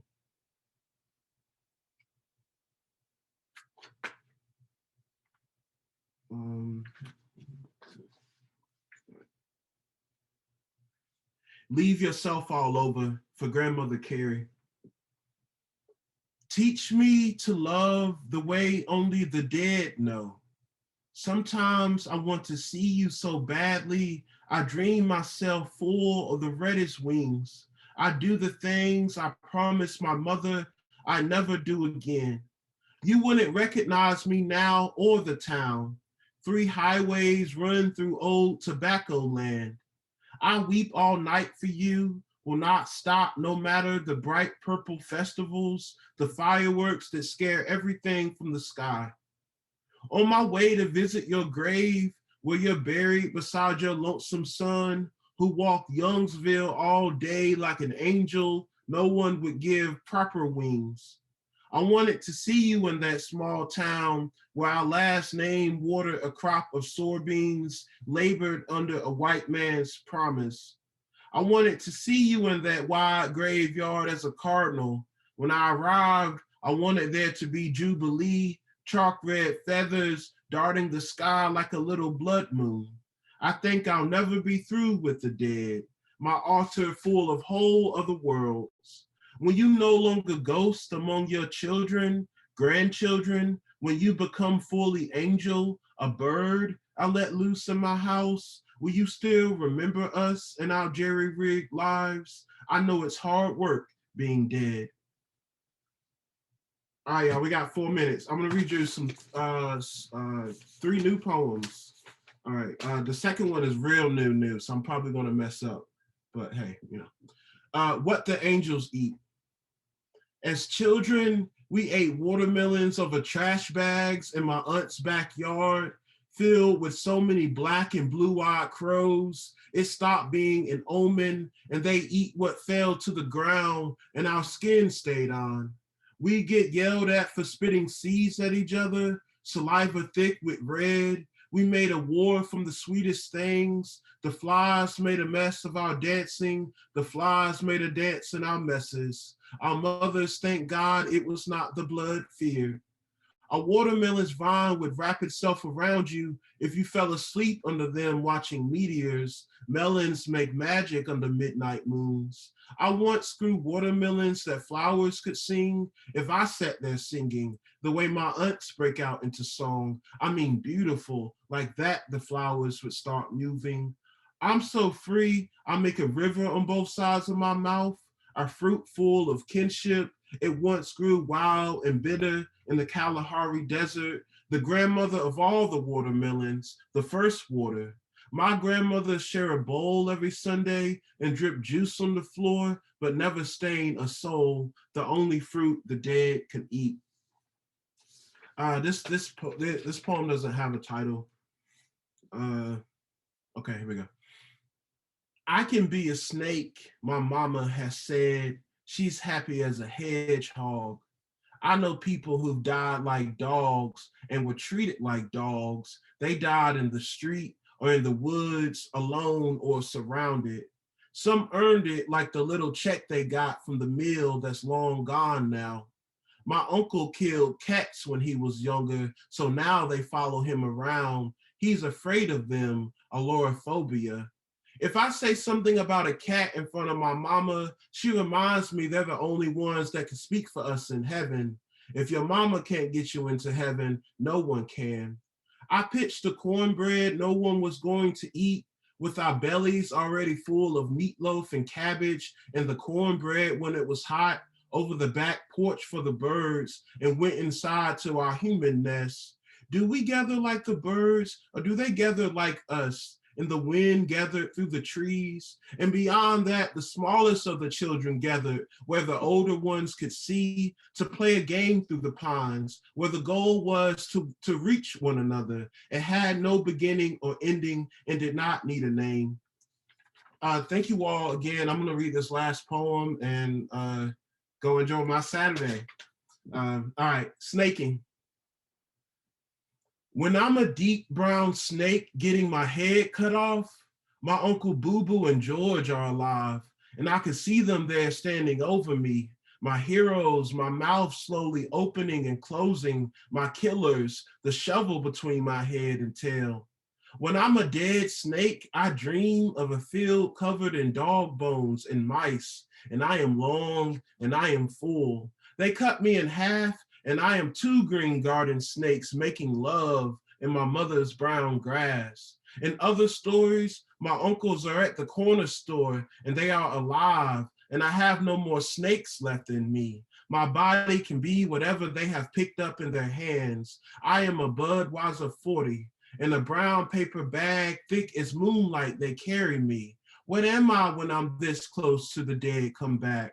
I know it might not rain for years if I look into their eyes. When they turn me up, they kiss my neck. And though I know their lives, I play along. I laugh a little in dead men's arms. Thank you, and I'm gonna turn it over to Judy.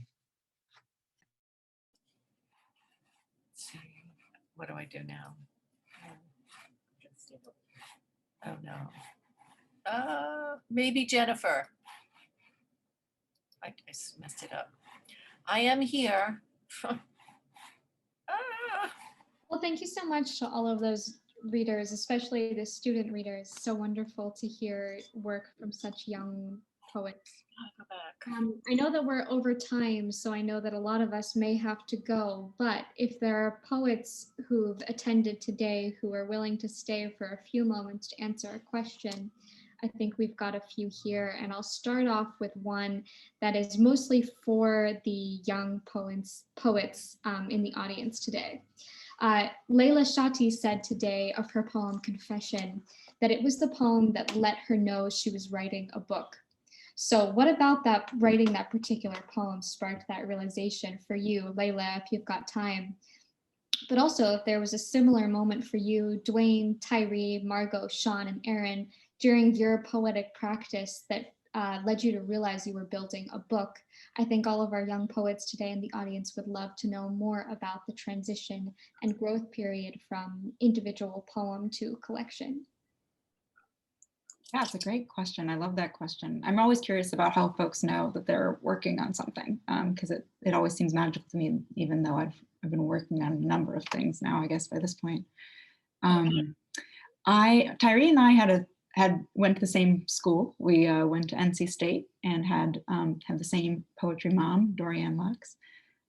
She was the one who told me first that I probably was working on my book, and I didn't want to believe her. I'd written a number of poems before Confession for my thesis in graduate school, but I didn't conceive of them as being a project because I was scared of writing poems like that. I didn't want to write poems that would be coded as hyper-feminine. I was afraid that I wouldn't be taken seriously. And so I had been sick during my MFA, and that's why I was writing them, but I didn't think that I would do anything with them. She's the one who told me that I was being silly and that was the start of my book. And I didn't believe her or want to believe her, but I still was kind of thinking about it. And I was living with her at the time, and I was sitting at her kitchen table one day and had been like reading scripture and things like that. And I came across that quote by Mary, and I'd read the Quran before in Sunday school growing up, but I'd never been taught that part. And I was fascinated by this like wild, rebellious Mary and the fact that the scene of the birth was there. And you know, the fact that she had resisted God was really startling to me. So I immediately, you know, started writing. And that poem, when I finished it, I understood that maybe there was something more to what I was writing about than just myself, that maybe I was in conversation with other women across time. And it sort of just opened up for me a lot of questions, because then it was more than my own experience, but also, you know, what does it mean to be a woman? What does it mean to be a woman with a relationship to God in some way? And that also was, I was nervous about kind of like misogynistic, I guess, impressions of my work. And so I didn't really want to send those poems out. And I made a promise to myself that I would send poems to, I think, 5 journals, which was a really, really limiting, silly idea. And I don't advise it to any students out there. Like, that's not send it to more. I thought that if I sent it to these 5 and they said no, then I would give up on the project. That's a horrible idea, but that's what I told myself. And it got accepted by Plowshares, a journal that I very much admire. And so that felt to me like permission to go ahead with the project. So it really was like kind of, I was resisting it, but I just followed my interest, I guess is how I would say that, even when I was afraid of what that interest was.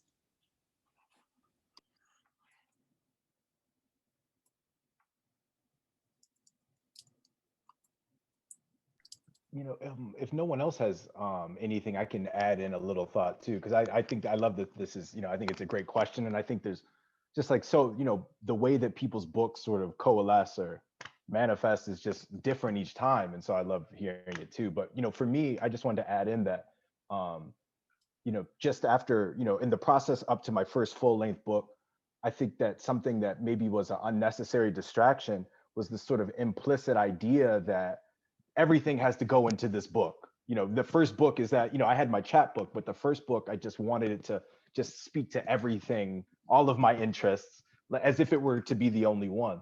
And, you know, I had, my mentors were, you know, I love Dorianne Lux. I'm so jealous of both of y'all. But my mentors were Carl Phillips and Mary Jo Bang and Diane Seuss were the folks that just told me, like, not everything needs to go into the first book.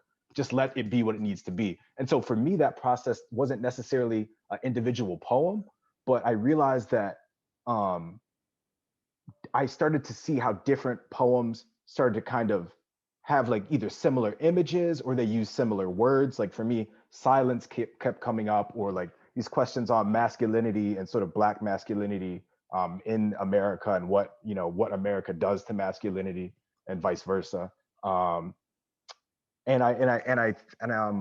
So for me, the creation of the book was really about listening to how all these different random poems spoke to each other, and then sort of finding out how they fit. And that took the pressure off of sort of like, okay, here's the book now. And it really sort of just allowed me to just become a better listener and reviser. And, you know, as I'm getting closer to my second book, and I feel that sort of just intuitive accumulation. So, you know, if you don't have a particular moment, just try to listen to all the different work that you're doing, and maybe, you know, they'll constellate in a way that is uniquely your own.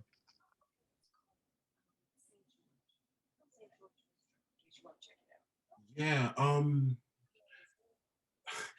Aaron, what was the question again? I think it was, I should leave this to someone else since you asked me. I think it was about what is the first, like, or are there poems that let you know that you were writing a book? Okay. Or like, was there something a particular poem that let you know that this was the book began? You know, I've heard, I'm probably going to get, people are going to probably talk junk about me, but that's fine. I work, the way that helps me write poems, I think about my books in terms of projects, which I know we hate that word, right? But that helps me write. And again, all of those poems will make the cut, but when for me, I'll be writing a few poems, and then those poems will start to speak to each other, and I'm like, oh, you're doing these obsessions. And so I follow those obsessions, and then I go to places like Cave Canem, and I meet other poets like Aaron, they're like, but look what you're doing this, and look over here how you're doing this, and that helps me complicate it, right? And then it just starts growing and growing, and then I cut it down, and then a couple of years I see what I got, and that's usually how I write.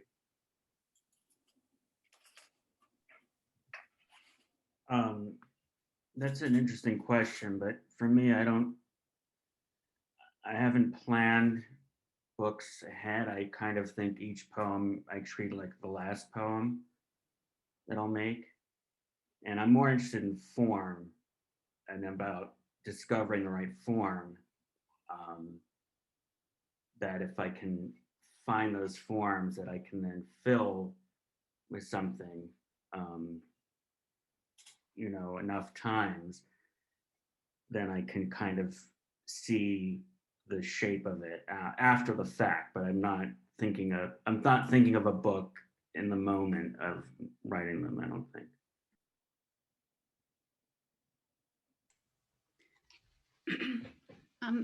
I would just like to say that my book came out of some research that I was doing for another book on the 1905 U.S. diplomatic mission to Asia. And I was reading some letters in the William Howard Taft papers, which I hadn't realized existed. And I found out that my great-grandfather had been hospitalized at the Cincinnati Private Hospital for the Insane. He had graduated first in his class from Yale, and then he got typhoid fever 3 months after graduation and almost died and never recovered.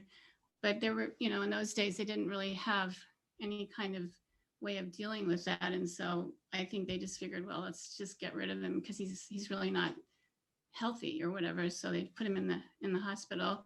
But a lot of the letters from, well, I made some found poems out of his letters and out of the hospital superintendent's letters. And it gives a very interesting vision of the kind of way mental illness was treated at that time.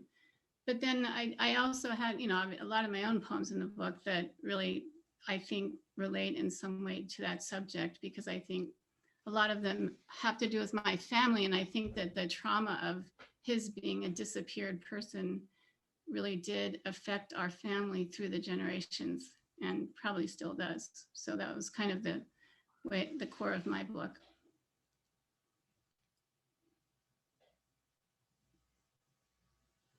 But thank you for that question. It is a really interesting question. Judy, did you have anything that you needed to show us or have us do before? I'd like to show a beautiful floral arrangement that came to me from my colleagues at the master's school, so that I would like to show. And I guess what I would just like to say is what a rich afternoon this has been hearing you.